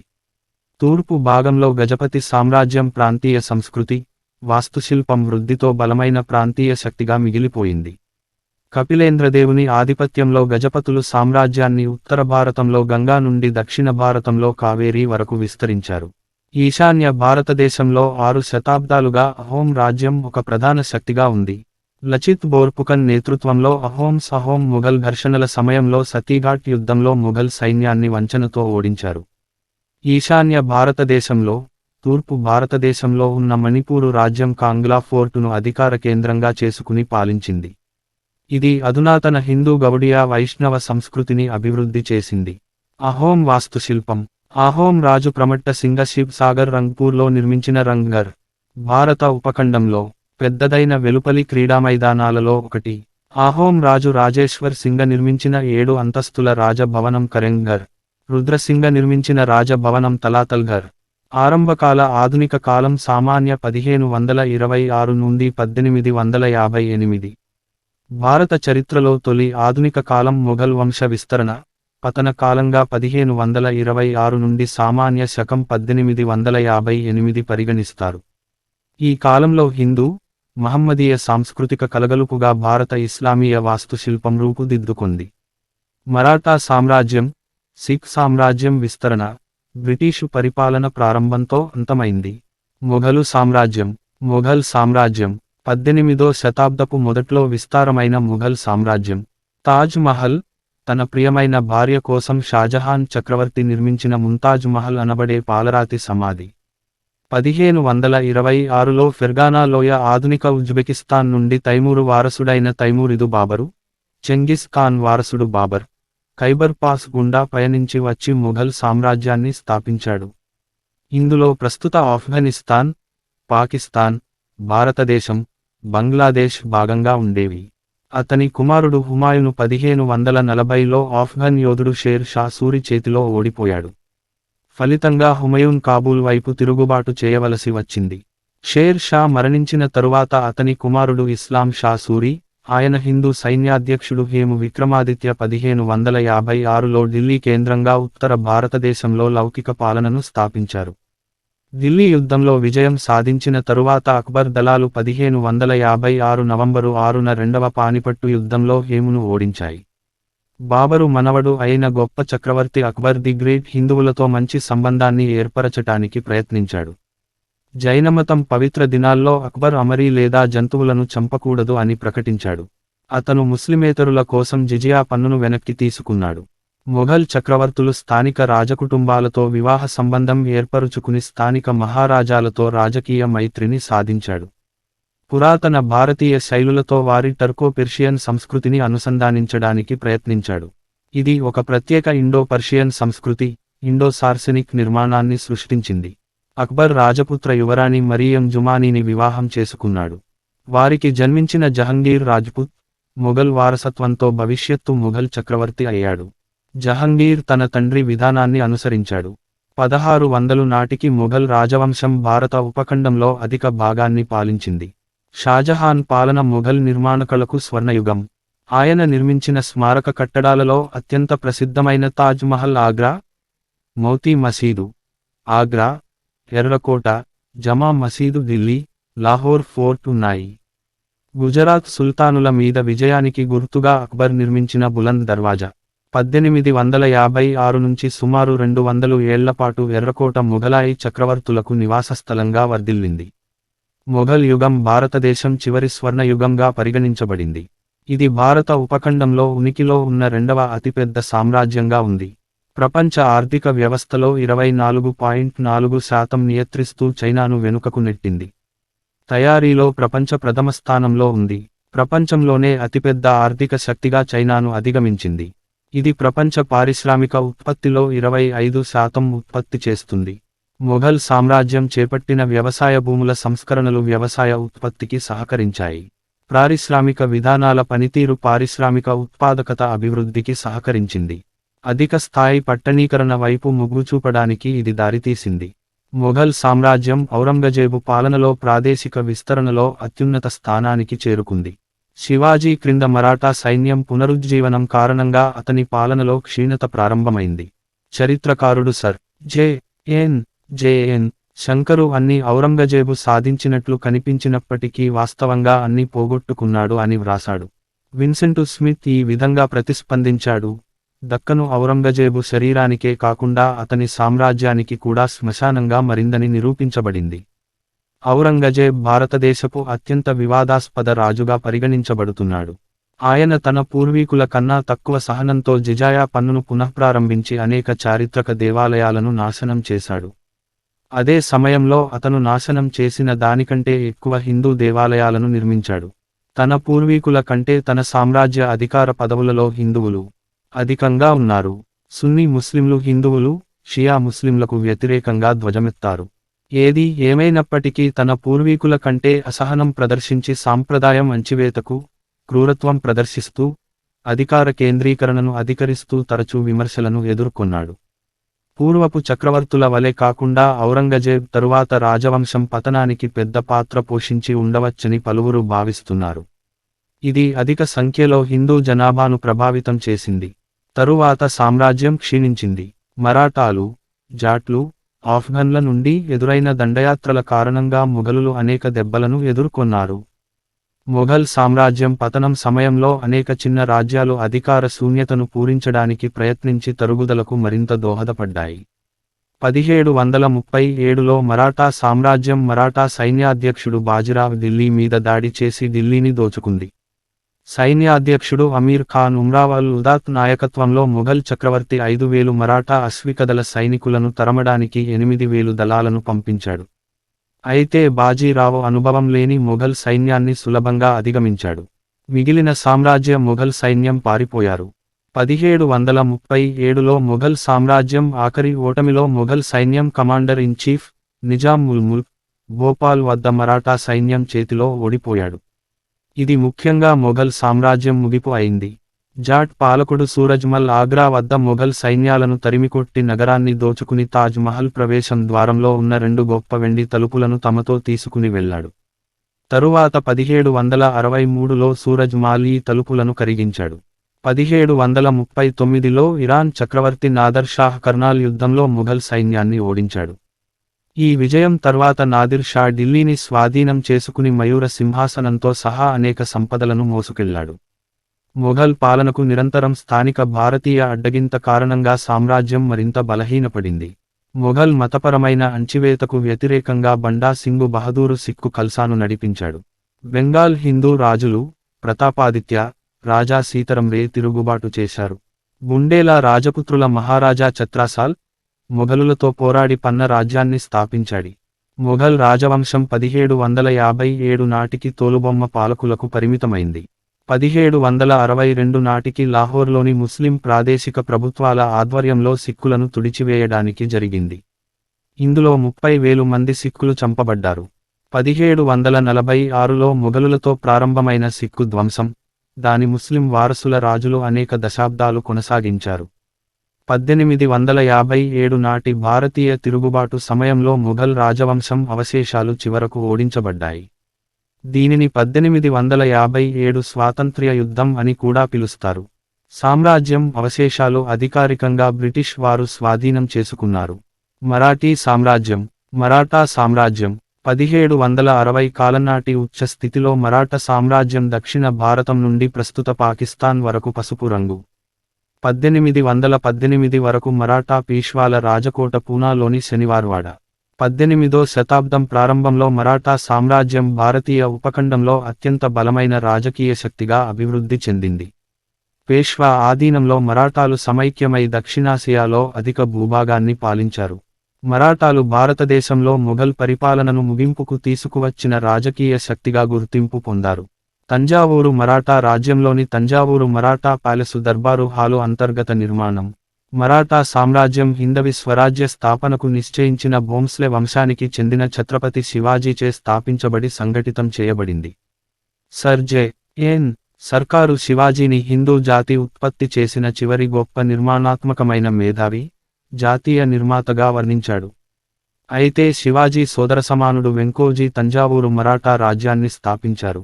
ఏదేమైనా మరాఠాల బలమైన శక్తిని సంపాదించిన ఘనత జాతీయంగా పేష్వా మొదటి బాజీరావుకు చేరుతుంది. చరిత్రకారుడు కె. మొదటి బాజీరావ్ మరాఠా సామ్రాజ్యం రెండవ స్థాపకుడిగా పరిగణించబడుతుందని దత్తా రాశారు. 18వ శతాబ్దం ప్రారంభంలో మరాఠా ప్రాంతం పేష్వా పాలన ప్రధాన మంత్రులలో సామ్రాజ్యంగా మారింది. 1737లో మరాఠాలు ఢిల్లీ యుద్ధంలో మొఘల్ సైన్యాన్ని ఓడించారు. మరాఠాలు మొఘలులు, నిజాం, బెంగాలు నవాబు, దుర్రాని సామ్రాజ్యాల మీద దండెత్తి వారి సరిహద్దులను మరింత విస్తరించడానికి తమ సైనిక పోరాటాలను కొనసాగించారు. 1760 నాటికి మరాఠాల సామ్రాజ్యం భారత ఉపఖండంలో అంతటా విస్తరించింది. మరాఠాలు కూడా మొఘల్ సింహాసనాన్ని నిర్మూలించి, ఢిల్లీలోని మొఘల్ సామ్రాజ్య సింహాసనంపై విశ్వస్వాష్ పేష్వాను ఉంచడం గురించి చర్చించారు. సామ్రాజ్యం శిఖరాగ్రానికి చేరుకున్న దశలో దక్షిణ ప్రాంతంలో తమిళనాడు నుండి ఉత్తర ప్రాంతంలో పెషావర్ ఆధునిక ఖైబర్ పఖ్తుంఖ్వా, పాకిస్తాన్, తూర్పున బెంగాలు వరకు విస్తరించింది. మూడవ పానిపట్టు యుద్ధం మరాఠాల వాయవ్య విస్తరణ నిలిపివేయబడింది. అయినప్పటికీ పేష్వా మొదటి మాధవరావు ఆధ్వర్యంలో ఉత్తర ప్రాంతంలో మరాఠా అధికారం ఒక దశాబ్దంలో తిరిగి స్థాపించబడింది. గ్వాలియర్ కోటను మరాఠా సైన్యాధ్యక్షుడు మహాదాజీ షిండే సింధియా స్వాధీనం చేసుకున్నాడు. తరువాత సింధియాలు మరాఠా సామ్రాజ్యం పాక్షిక స్వతంత్ర గ్వాలియర్ రాజ్యపాలకులుగా మారారు. మొదటి మాధవరావు పాక్షిక స్వయంప్రతిపత్తితో బలమైన వీరులతో మరాఠా రాజ్యాల సమాఖ్య సృష్టించబడింది. సమాఖ్యలో బరోడా గైక్వాడ్సు, ఇండోరు, మాల్వా హోల్కర్సు, గ్వాలియరు సింధియాలు, నాగపూర్ భోంస్లేలు, దారుపూరాలు, దేవసు రాజ్యాలు ఉన్నాయి. 1775లో ఈస్ట్ ఇండియా కంపెనీ పుణెలోని పేష్వా కుటుంబ వారసత్వ పోరాటంలో జోక్యం చేసుకుంది. ఇది మొట్టమొదటి ఆంగ్లో మరాఠా యుద్ధానికి దారి తీసింది. యుద్ధంలో మరాఠా విజయం సాధించింది. మూడవ ఆంగ్లో మరాఠా యుద్ధాలు 1805, 1818లో ఓటమి వరకు భారతదేశంలో మరాఠాలు ప్రబలమైన శక్తిగా మిగిలిపోయారు. ఇవి తూర్పు భారతదేశం కంపెనీను భారతదేశం అధిక భాగాన్ని ఈస్టు ఇండియా కంపెనీకి వదిలివేశాయి. గవర్నర్ జనరల్ వ్యవహరించిన చార్లెస్ మెక్లాల్ 1806లో ఈ విధంగా పేర్కొన్నారు: భారతదేశంలో బ్రిటిషు, మరాఠీ అనే రెండు శక్తులు మాత్రమే ఉన్నాయి. ఇతర రాజ్యాలు అన్నీ ఈ రెండింటిలో ఒకదాని ఆధీనంలో ఉన్నాయి. మేము వెనుకకు తీసుకున్న ప్రతి అంగుళం భూమిని మరాఠీలు స్వాధీనం చేసుకున్నారు. 1660 నాటికి మరాఠాలు కూడా ఒక శక్తివంతమైన నౌకాదళాన్ని అభివృద్ధి చేశాయి. ఇది భారతదేశ పశ్చిమ తీరప్రాంత భూభాగ ప్రాంతంలో ముంబాయి నుండి సావంత్వాడి వరకు ఆక్రమించింది. కొంతకాలం పాటు మరాఠా నావికాదళం బంగాళాఖాతంలోని అండమాను ద్వీపాలలో కూడా స్థావరాన్ని స్థాపించింది. ఇది బ్రిటీషు, పోర్చుగీసు, డచ్చి, సిద్ధీ నౌకాదళ ఓడలను దాడి చేస్తూ వారి నౌకాదళ లక్ష్యాలను పరిశీలించేది. 1730 నాటికి మరాఠా నౌకాదళం ఆధిపత్యంతో కొనసాగి 1770 నాటికి క్షీణించిన స్థితికి చేరి 1818 నాటికి నిలిచిపోయింది. సిక్కు సామ్రాజ్యం. రంజిత్ సింగ్ పాలనలోని సిక్కు సామ్రాజ్యం. హరమందిర్ సాహిబ్ స్వర్ణ దేవాలయం సిక్కుల ప్రముఖ దేవాలయం. 1809లో మహారాజా రంజిత్ సింగ్ హరమందిర్ సాహిబ్ చలువరాయి, రాగితో మరల నిర్మించాడు. గర్భగోపురానిపై బంగారు తొడుగు 1830లో చేర్చారు. 1835లో మహారాజా రంజిత్ సింగ్ కాశీ విశ్వనాథ ఆలయ గోపురానికి బంగారు తొడుగు కొరకు 1 టన్ను బరువుగల బంగారాన్ని కానుకగా ఇచ్చాడు. భారత ఉపఖండంలోని వాయవ్య ప్రాంతాలను పాలించే ఒక రాజకీయ సంస్థగా సిక్కు మతం సభ్యులు పాలించిన సిక్కు సామ్రాజ్యం అభివృద్ధి చెందింది.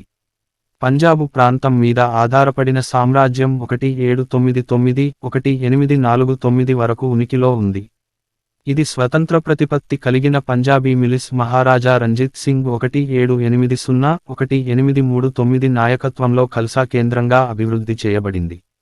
మహారాజా రంజిత్ సింగ్ ఉత్తర భారతదేశం అనేక భాగాలను సామ్రాజ్యంలో విలీనం చేసుకున్నాడు. ఆయన ప్రాథమికంగా తన సిక్కు ఖల్సా సైన్యాన్ని ఉపయోగించుకున్నాడు. ఆయన ఐరోపా సైనిక విధానంలో శిక్షణ పొంది ఆధునిక సైనిక సాంకేతిక పరిజ్ఞానాలను కలిగి ఉన్నాడు. రంజిత్ సింగ్ తనను తాను ఒక మాస్టర్ వ్యూహకర్తగా నిరూపించుకున్నాడు. తన సైన్యానికి బాగా అర్హత గల అధికారిగా ఎన్నిక చేయబడ్డాడు. అతను నిరంతరంగా ఆఫ్ఘన్ సైన్యాన్ని ఓడించి ఆఫ్ఘనిస్తాన్ సిక్కు యుద్ధాలను విజయవంతంగా ముగించాడు.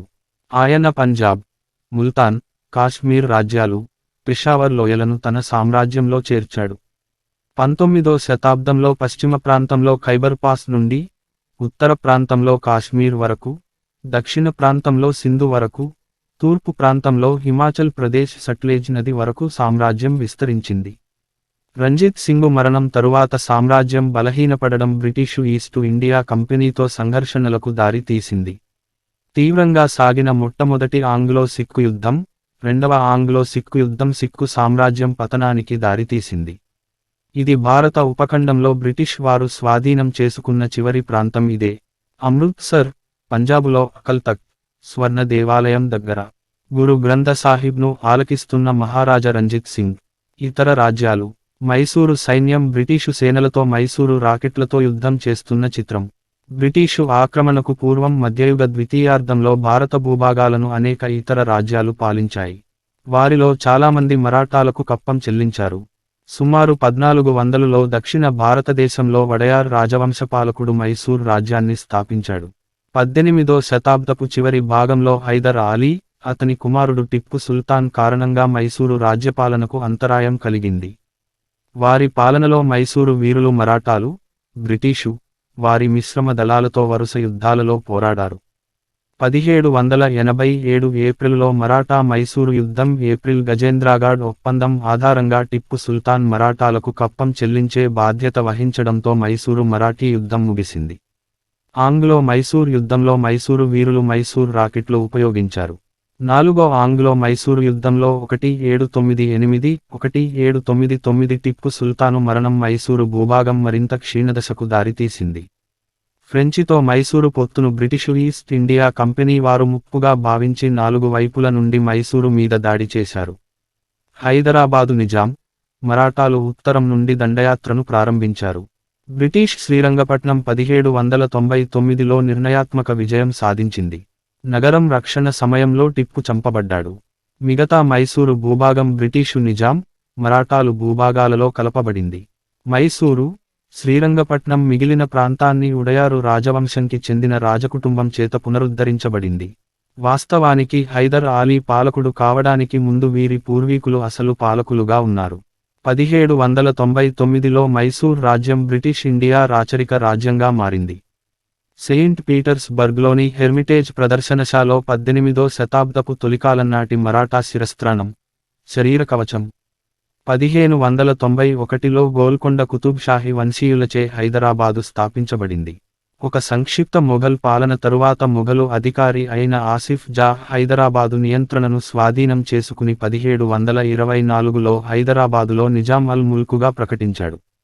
పాలకాడు యుద్ధం వంటి అనేక యుద్ధాల కారణంగా తిరోగమించిన తరువాత నిజాంలు గణనీయమైన భూభాగాన్ని కోల్పోయి మరాఠీ సామ్రాజ్యానికి కప్పం చెల్లించారు.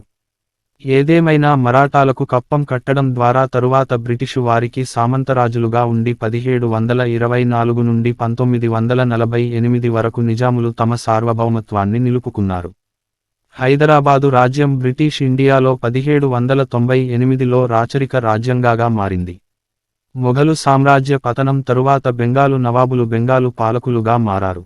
అయినప్పటికీ బెంగాల్లోని 1741 నుండి 1748 మరాఠీలు వరకు 6 దాడులు నిర్వహించిన వారి స్వతంత్ర పాలనకు అంతరాయం కలిగి ఫలితంగా బెంగాలు మరాఠీల సామంత రాజ్యంగా మారింది. 1757 జూను 23న బెంగాలు చివరి స్వతంత్ర నవాబ్ సిరాజ్ ఉద్ దౌలా మీర్ జాఫర్ చే ప్లాసీ యుద్ధంలో మీరు ఫాహిరు చేత మోసగించబడ్డాడు. ఆయన 1757లో బ్రిటిషు చేతిలో ఓడిపోయిన తరువాత బెంగాలు బాధ్యతను బ్రిటిషు ప్రభుత్వం చేపట్టి మీరు జాఫరును మస్నాదు సింహాసనంలో నియమించి బెంగాలులో తమ రాజకీయ శక్తిని స్థాపించింది. 1765లో ద్వంద్వ ప్రభుత్వ వ్యవస్థ స్థాపించబడింది. ఫలితంగా నవాబులు బ్రిటిషు తరపున పాలిస్తూ బ్రిటిషు వారికి తోలుబొమ్మలుగా మారారు. 1772లో ఈ వ్యవస్థ రద్దు చేయబడి బెంగాలును బ్రిటిషు వారి ప్రత్యక్ష నియంత్రణలో ఉంచింది. 1793లో నవాబు నిజామాత్ పాలనాధికారి కూడా వారి నుండి తీసివేయబడిన తరువాత వారు బ్రిటిషు ఈస్టు ఇండియా కంపెనీ పెన్షనర్లుగా మాత్రమే ఉన్నారు. 18వ శతాబ్దంలో రాజపుతానా మొత్తం మరాఠాల చేత నియంత్రించబడింది. రెండో ఆంగ్లో మరాఠా యుద్ధం 1807 నుండి 1809 వరకు మరాఠాలు దృష్టి యుద్ధం మీద కేంద్రీకరించిన తరువాత రాజపుతానా మీద మరాఠా ఆధిపత్యాన్ని తిరిగి ప్రారంభం అయింది. 1817లో మరాఠా భూభాగంలో నివసించే పిండారీల మీద యుద్ధానికి బ్రిటిషు వారు యుద్ధానికి వెళ్లడంతో అది మూడవ ఆంగ్లో మరాఠా యుద్ధం అయింది. బ్రిటిషు ప్రభుత్వం పిండారీలు, మరాఠాల నుండి రాజపుత్ర పాలకులకు తమ రక్షణను అందించింది. 1818 చివరి నాటికి ఇతర రాజపుత్ర రాజ్యాలు, బ్రిటన్ల మధ్య ఇలాంటి ఒప్పందాలు జరిగాయి. గ్వాలియరు మరాఠా సింధియా పాలకుడు బ్రిటిష్కు అజ్మీర్ మెర్వరా జిల్లాను విడిచిపెట్టడంతో రాజస్థానులో మరాఠా ప్రభావం ముగిసింది. 1857 తిరుగుబాటులో బ్రిటనుకు చాలా మంది రాజపుత్రులు విశ్వసనీయంగా ఉన్నారు. 1947లో భారత స్వాతంత్రం వరకు రాజపుతానాలో కొన్ని రాజకీయ మార్పులు చేయబడ్డాయి. రాజపుత్ర ఏజెన్సీలో 20 రాచరిక రాష్ట్రాలు ఉన్నాయి. వీటిలో చాలా ముఖ్యమైనవి ఉదయపూరు రాజ్యం, జైపూరు రాజ్యం, బికానెరు రాజ్యం, జోధ్పూరు రాజ్యం ఉన్నాయి. మరాఠా సామ్రాజ్యం పతనం తరువాత అనేక మరాఠా రాజ్యాలు బ్రిటిషు వారి అనుబంధ కూటమిలో సామంత రాజ్యాలుగా అవతరించాయి. ఇవి జనాభా ప్రాతిపదికగా బ్రిటిషు రాజులో అతిపెద్ద భూభాగంగా ఏర్పడ్డాయి. 1846లో మొట్టమొదటి ఆంగ్లో సిక్కు యుద్ధం తరువాత అమృతసర్ ఒప్పందం ప్రకారం బ్రిటిషు ప్రభుత్వం కాశ్మీరును మహారాజా గులాబు సింగుకు జమ్మూ కాశ్మీరును విక్రయించడంతో జమ్మూ కాశ్మీరు రాజ్యం బ్రిటిషు రాజు ప్రభుత్వంలో అతిపెద్ద రాచరిక రాజ్యాలలో ద్వితీయ స్థానంలో నిలిచింది. బ్రిటిష్ ఇండియాలో డోగ్ర రాజవంశం సృష్టించబడింది. తూర్పు, ఈశాన్య భారతదేశంలో హిందూ, బౌద్ధ కూచ్ బెహార్ రాజ్యాలలోని త్రిపుర రాజ్యం, సిక్కిం రాజ్యాలను బ్రిటిషు వారు స్వాధీనం చేసుకుని సామంత రాజ్యాలుగా చేసుకున్నారు. విజయనగర సామ్రాజ్యం పతనం తరువాత దక్షిణ భారతంలో పాలెగార్ల రాజ్యం తలెత్తింది. అది పాలెగార్ల యుద్ధంలో బ్రిటిషు ఈస్టిండియా కంపెనీతో పోరాడి ఓడిపోయే వరకు దాడులను ఎదుర్కొంటూ సుసంపన్నంగా ఉంది. 18వ శతాబ్దంలో రాజపుత్రులు నేపాలు రాజ్యం స్థాపించారు. ఉదయ్పూర్ రాష్ట్ర మహారాణా నిర్మించిన సరస్సు రాజభవనం లేక్ పాలెస్. జైపూర్ రాష్ట్ర మహారాణా జైపూర్లో నిర్మించిన నగర రాజభవనం సిటీ పాలెస్. బికనీర్ రాష్ట్ర మహారాణా బికనీర్లో నిర్మించిన లక్ష్మీ నివాస రాజభవనం. మైసూరు మహారాజు మైసూరులో నిర్మించిన మైసూరు రాజభవనం. బరోడా మహారాజు వడోదరలో నిర్మించిన లక్ష్మీ విలాస్ రాజభవనం. త్రిపుర మహారాజు అగర్తలలో నిర్మించిన ఉజ్జయంత రాజభవనం. కూచ్ బెహార్ రాజు కూచ్ బెహార్లో నిర్మించిన కూచ్ బెహార్ రాజభవనం. ఆరంభకాల ఆధునిక భారతీయ వ్యాపారులు బాకు ఎక్క అతేషగరు వద్ద సంస్కృత లిపిలో శివ ప్రార్థన శాసనం. అతేషగరు వద్ద పంజాబీలో ఆది గ్రంథానికి ఒక లిఖిత ప్రార్థన. అట్టాగర్ 1745లో భారతదేశ వ్యాపారులచే నిర్మించబడిన ఆలయం. ఇది కాస్పియన్ సముద్రం పశ్చిమాన ఉంది. 14-18 శతాబ్దాల మధ్యకాలంలో పశ్చిమ ఆసియా, తూర్పు ఐరోపాకు చెందిన ఆధునిక భారతీయ వ్యాపారులు చురుకుగా ఉన్నారు. అజర్బైజాన్కు చెందిన బాకు శివారు ప్రాంతం అయిన ఈ కాలంలో భారతీయ వర్తకులు సురాఖానిలో స్థిరపడ్డారు. ఈ వర్తకులు ఇక్కడ హిందూ దేవాలయాన్ని నిర్మించారు. ఇది వాణిజ్యం చురుకుగా ఉండి 17వ శతాబ్దం నాటికి భారతీయుల సంపన్నతను తెలియజేస్తుంది. ఉత్తర సరిహద్దులో సౌరాష్ట్ర, బెంగాలు తీరాలు సముద్ర వాణిజ్యంలో ముఖ్యమైన పాత్ర పోషించాయి. గంగా మైదానాలు, సింధులోయ ప్రాంతాలలో అనేక కేంద్రాలు ఉన్నాయి. ఆఫ్ఘనిస్తానుతో పాటు మధ్యప్రాచ్యం, మధ్య ఆసియా ప్రాంతంతో పంజాబు ప్రాంతాన్ని కలిపే ఖైబర్ పాస్ ద్వారా చాలా భూభాగ వాణిజ్యం జరిగింది. పలు రాజులు నాణాలను చెలామణి చేసినప్పటికీ బార్టరుకు ప్రాధాన్యత ఉండేది. వ్యవసాయదారులు వారి వ్యవసాయ ఉత్పత్తులలో కొంత భాగం ప్రభుత్వానికి సుంకంగా చెల్లించేవారు. పంట సమయంలో పనివారు పండిన పంటలో కొంత భాగం అందుకునేవారు. యురేపియన్ల అన్వేషణ, కాలనీ పాలన, పశ్చిమ దేశాల అన్వేషకులు, వ్యాపారులు. 1498లో వాస్కో డా గామా ఆధ్వర్యంలో పోర్చుగీసు బృందం ఐరోపా నుండి భారతదేశానికి ఒక కొత్త సముద్రం మార్గాన్ని విజయవంతంగా కనుగొన్నది. అది ప్రత్యక్ష ఇండో యూరోపియన్ వాణిజ్యానికి మార్గం సుగమం చేసింది. పోర్చుగీసు త్వరలో గోవా, డామన్, డయ్యూ, బొంబాయిలలో వాణిజ్య స్థావరాలను ఏర్పాటు చేసుకుంది. 1961లో భారతదేశానికి స్వాధీనం అయ్యే వరకు గోవా ప్రధాన పోర్చుగీసు స్థావరంగా మారింది. తరువాత శ్రీలంకలో వారి ప్రధాన స్థావరం ఉన్న డచ్చి వారు వచ్చారు. వారు మలబార్లో ఓడరేవులను ఏర్పాటు చేశారు. అయినప్పటికీ కోలచెల్ యుద్ధంలో ట్రావకోర్ సామ్రాజ్యం వారిని ఓడించిన తరువాత భారతదేశంలో వారి విస్తరణ నిలిచిపోయింది. డచ్చి ఓటమి నుండి కోలుకోలేదు. అది భారతదేశానికి పెద్ద కాలనీల భీతిని కలిగించలేదు. ప్రఖ్యాత చరిత్రకారుడు శ్రీధర మేనన్ మాటలలో, డచ్చి మొదటి విపత్తు, కోల్చెల్ యుద్ధం కేరళను జయించిన వారి కలలన్నింటికీ కలత చెందించింది. భారతీయ రాజ్యాల మధ్య అంతర్గత విభేదాలు క్రమంగా రాజకీయ ప్రభావాన్ని, తగిన భూములను స్థాపించడానికి యూరోపియన్ వ్యాపారులకు అవకాశాలు కల్పించాయి. 1619లో డచ్చిని అనుసరించి బ్రిటిషు సూరత్ పశ్చిమ తీర నౌకాశ్రయం స్థాపించింది. ఫ్రెంచి వారు భారతదేశంలో 2 వాణిజ్య స్థావరాలను ఏర్పాటు చేశారు. తరువాత ఈ ఖండాంతర ఐరోపా శక్తులు దక్షిణ, తూర్పు భారతదేశంలోని అనేక తీర ప్రాంతాలను తరువాత శతాబ్దంలో నియంత్రించగలిగినప్పటికీ చివరికి వారు భారతదేశంలో పొండిచేరి, చందరునాగోరు మినహా మిగిలిన తమ భూభాగాలను బ్రిటిషు వారి ఆధీనంలోకి వదిలారు. ఫ్రెంచి సైనికులు గోవా, డామన్, డయ్యూ పోర్చుగీసు కాలనీలు కూడా మినహాయించబడ్డాయి.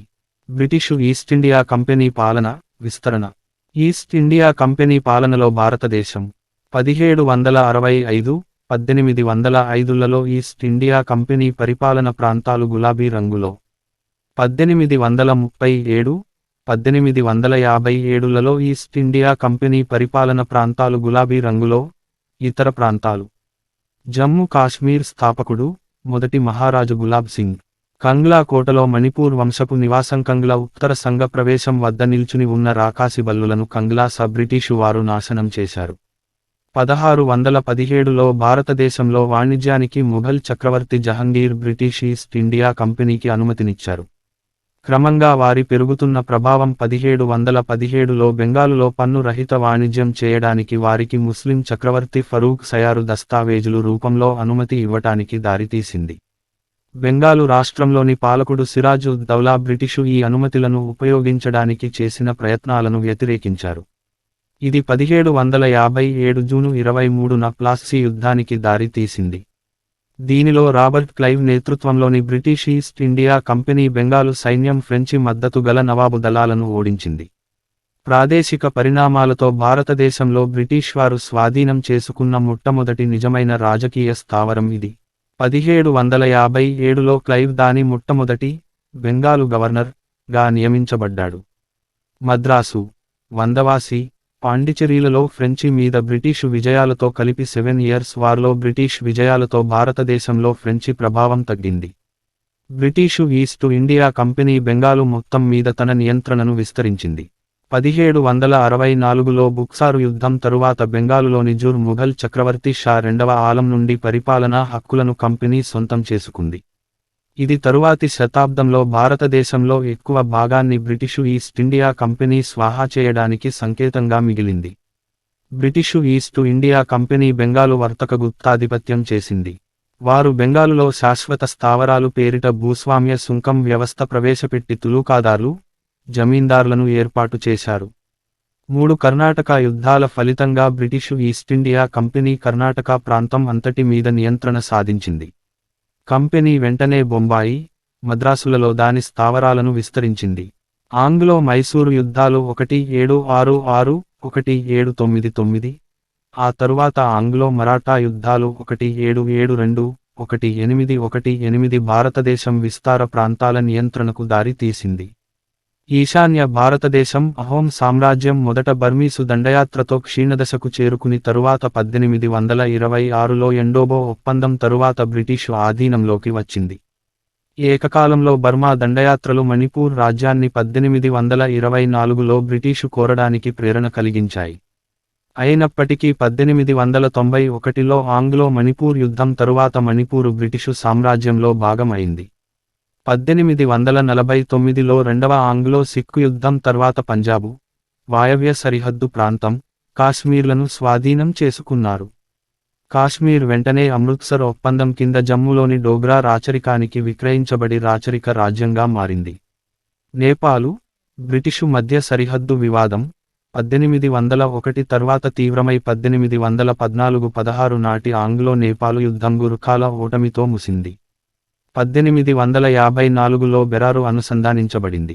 2 సంవత్సరాల తరువాత ఓద్ రాజ్యం చేర్చబడింది. 19వ శతాబ్దం ప్రారంభంలో గవర్నర్ జనరల్ రిచర్డ్ వెల్లెస్లీ 2 దశాబ్దాల పాటు సంస్థ భూభాగాల విస్తరణ వేగం పుంజుకుంది. ఇది సంస్థ, స్థానిక పాలకులు లేదా ప్రత్యక్ష సైనిక అనుబంధం మధ్య పొత్తుల ద్వారా సాధించబడింది. అనుబంధ కూటములు హిందూ మహారాజాల, ముస్లిం నవాబుల రాచరిక రాజ్యాలను సృష్టించాయి. 1850ల నాటికి బ్రిటిష్ ఈస్ట్ ఇండియా కంపెనీ భారత ఉపఖండంలో అధిక భాగాన్ని నియంత్రించింది. వారి విధానాలు కొన్నిసార్లు విభజించి పాలించు విధానంగా పరిగణించబడింది. వివిధ రాచరిక రాజ్యాలు, సాంఘిక, మత సమూహాల మధ్య శత్రుత్వం అభివృద్ధి చేయబడింది. భారతీయ ఒప్పంద కూలీ విధానం. భారతీయ ఒప్పంద కూలీ విధానం ఒక రుణ బానిసత్వం. దీని ద్వారా 3.5 మిలియన్ల మంది భారతీయులు ముఖ్యంగా చెరకు తోటల కోసం కార్మికులను ఐరోపా శక్తుల వివిధ కాలనీలకు రవాణా చేశారు. ఇది 1833లో ప్రపంచవ్యాప్తంగా బానిసత్వం రద్దయిన తరువాత ప్రారంభించి 1920 వరకు కొనసాగింది. ఇది భారతీయ మహాసముద్రం అనగా యూనియన్, మారిషస్ నుండి పసిఫిక్ మహాసముద్రం అంటే ఫిజి వరకు వ్యాపించింది.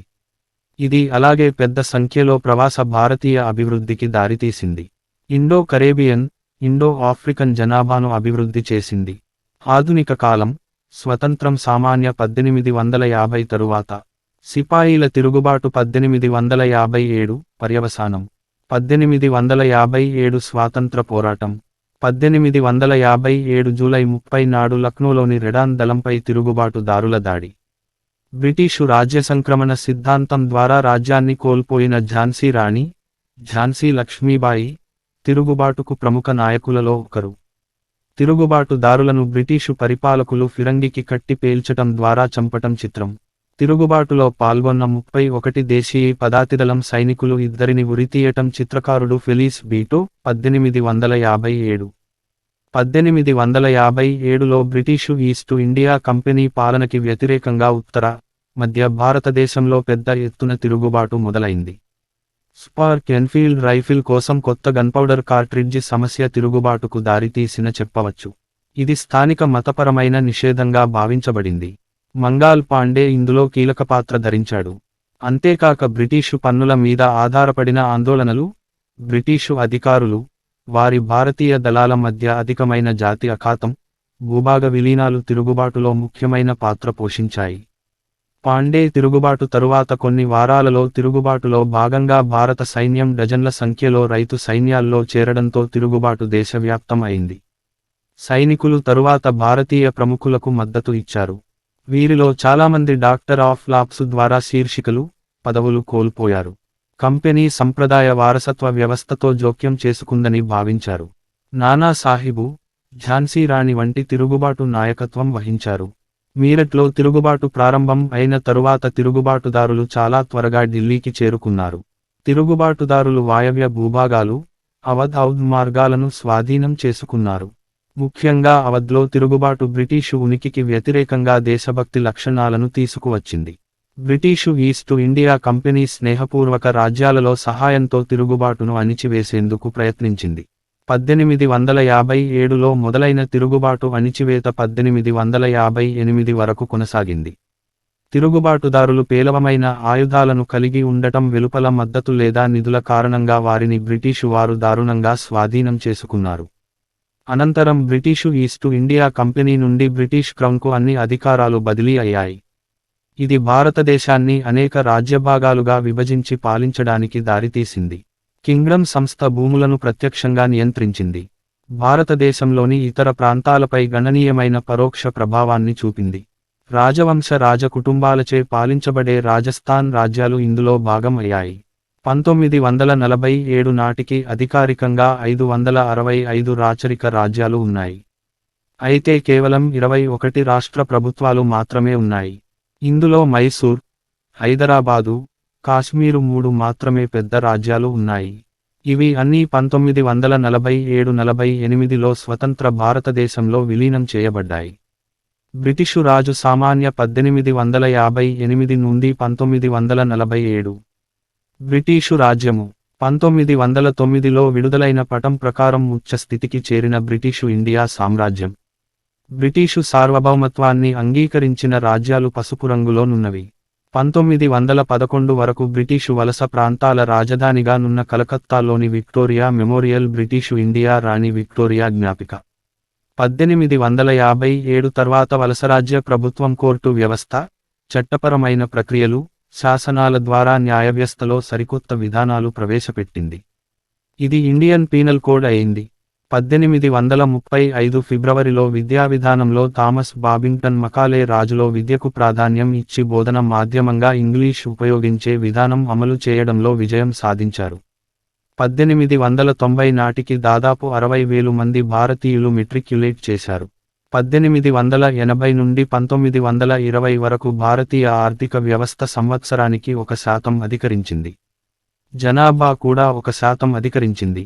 1910 నుండి భారత ప్రైవేట్ పరిశ్రమ గణనీయంగా అభివృద్ధి చెందింది.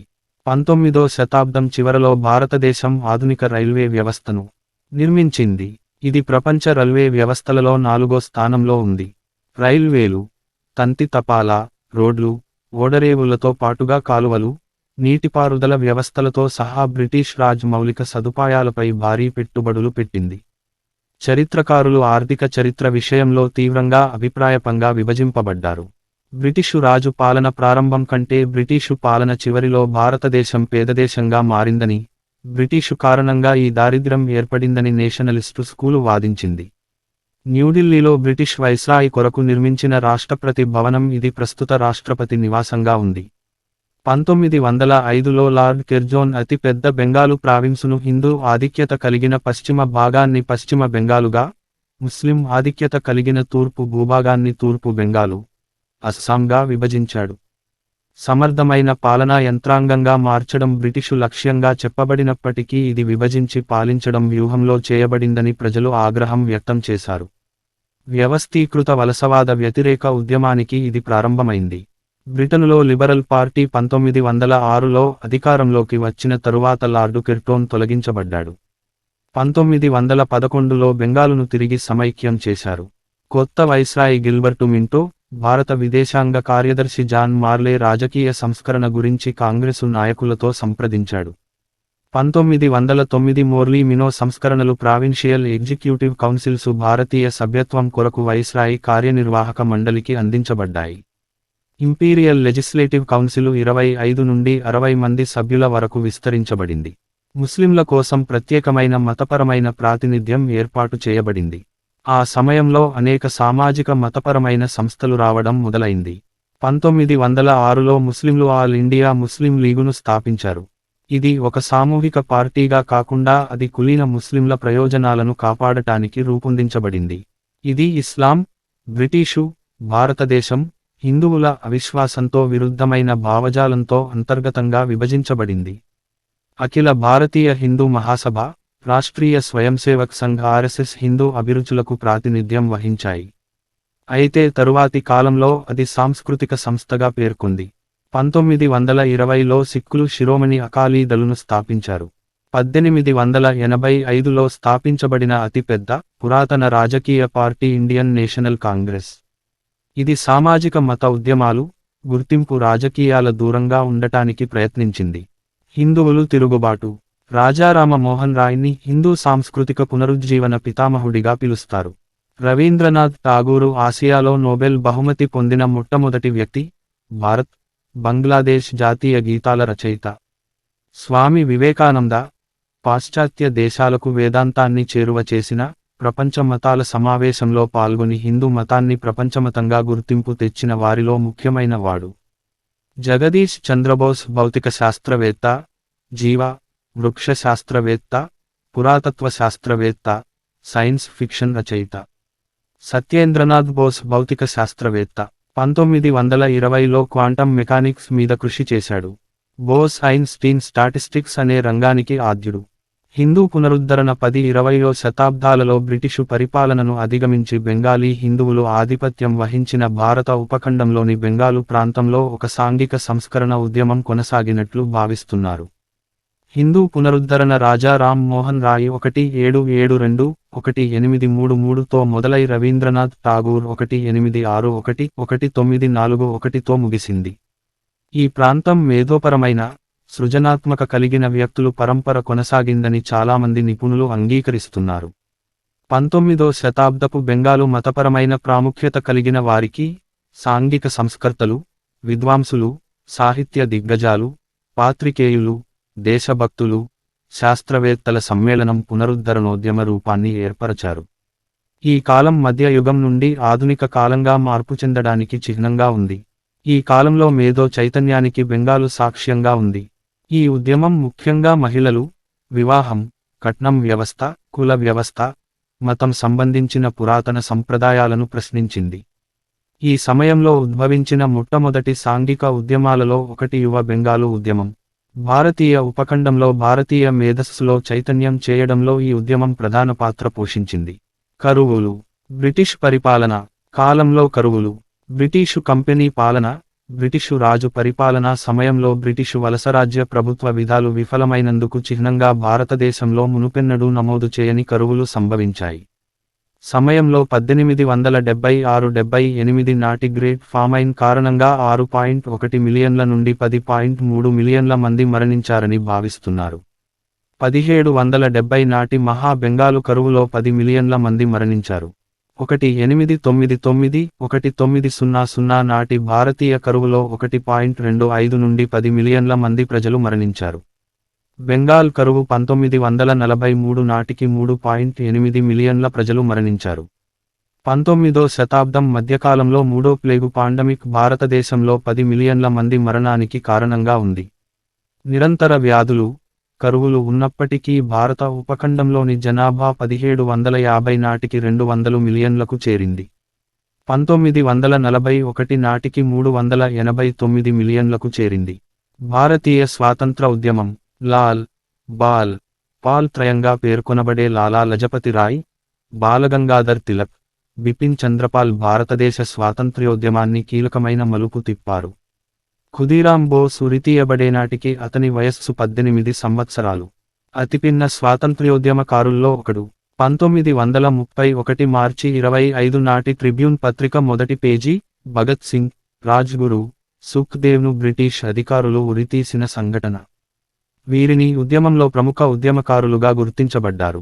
జవహర్లాల్ నెహ్రూ ఎడమ భారతదేశానికి మొదటి ప్రధాన మంత్రి, మహాత్మా గాంధీ కుడి స్వాతంత్ర్యోద్యమం ముందుండి నడిపించిన వాడు. భారతదేశంలో బ్రిటిషు ప్రజల సంఖ్య చిన్నదిగా ఉన్నప్పటికీ, వారు భారత ఉపఖండంలో 52% ప్రాంతాన్ని నేరుగా పాలించగలిగారు. 48% రాచరిక దేశాలపై గణనీయమైన పరపతిని సాధించారు. 19వ శతాబ్దంలో జరిగిన అత్యంత ముఖ్యమైన సంఘటనలలో భారతీయ జాతీయవాదం అభివృద్ధి, భారతీయులు మొదటి స్వీయ పాలన తరువాత పూర్తి స్వాతంత్ర్యం కోరుకున్నారు. అయితే చరిత్రకారులు దాని పెరుగుదల కారణాలను విభజించారు. కారణాలలో బ్రిటిషు, భారత ప్రజల ప్రయోజనాల ఘర్షణ, జాతి వివక్షలు, భారతదేశం గతం సంఘర్షణలు. 1861లో బ్రిటిష్ వైస్రాయ్కి సలహా ఇవ్వడానికి కౌన్సిలర్ల నియామకం భారతీయ స్వీయ పాలనకు మొదటి అడుగు మొదలైంది. వీరిలో 1909లో మొట్టమొదటి భారతీయుడు నియమితుడయ్యాడు. భారత సభ్యులతో కూడిన ప్రాంతీయ మండళ్లను ఏర్పాటు చేశారు. కౌన్సిలర్లు నియామకం తరువాత భారతీయుల నియామకం శాసన మండలి వరకు విస్తరించబడింది. బ్రిటిషు వారు పెద్ద బ్రిటిష్ ఇండియన్ ఆర్మీను నిర్మించారు. ఇందులో సీనియర్ అధికారులుగా బ్రిటిషు వారు ఉండగా నేపాలు గుర్ఖాలు, సిక్కుల వంటి చిన్న మైనారిటీ సమూహాల నుండి సైనిక బృందాలు భాగస్వామ్యం వహించారు. పౌర సేవను తక్కువ స్థాయిలో ఉన్న స్థానికులతో నింపి బ్రిటిషు అధికంగా సీనియరు హోదాను కలిగి ఉంది. భారతీయ జాతీయవాద నాయకుడు బాలగంగాధర్ తిలక్ స్వరాజ్ దేశపు విధిగా ప్రకటించారు. అతని ప్రసిద్ధ వాక్యం స్వరాజ్ నా జన్మహక్కు, నేను కలిగి ఉంటాను ఇది భారతీయులకు ప్రేరణగా మారింది.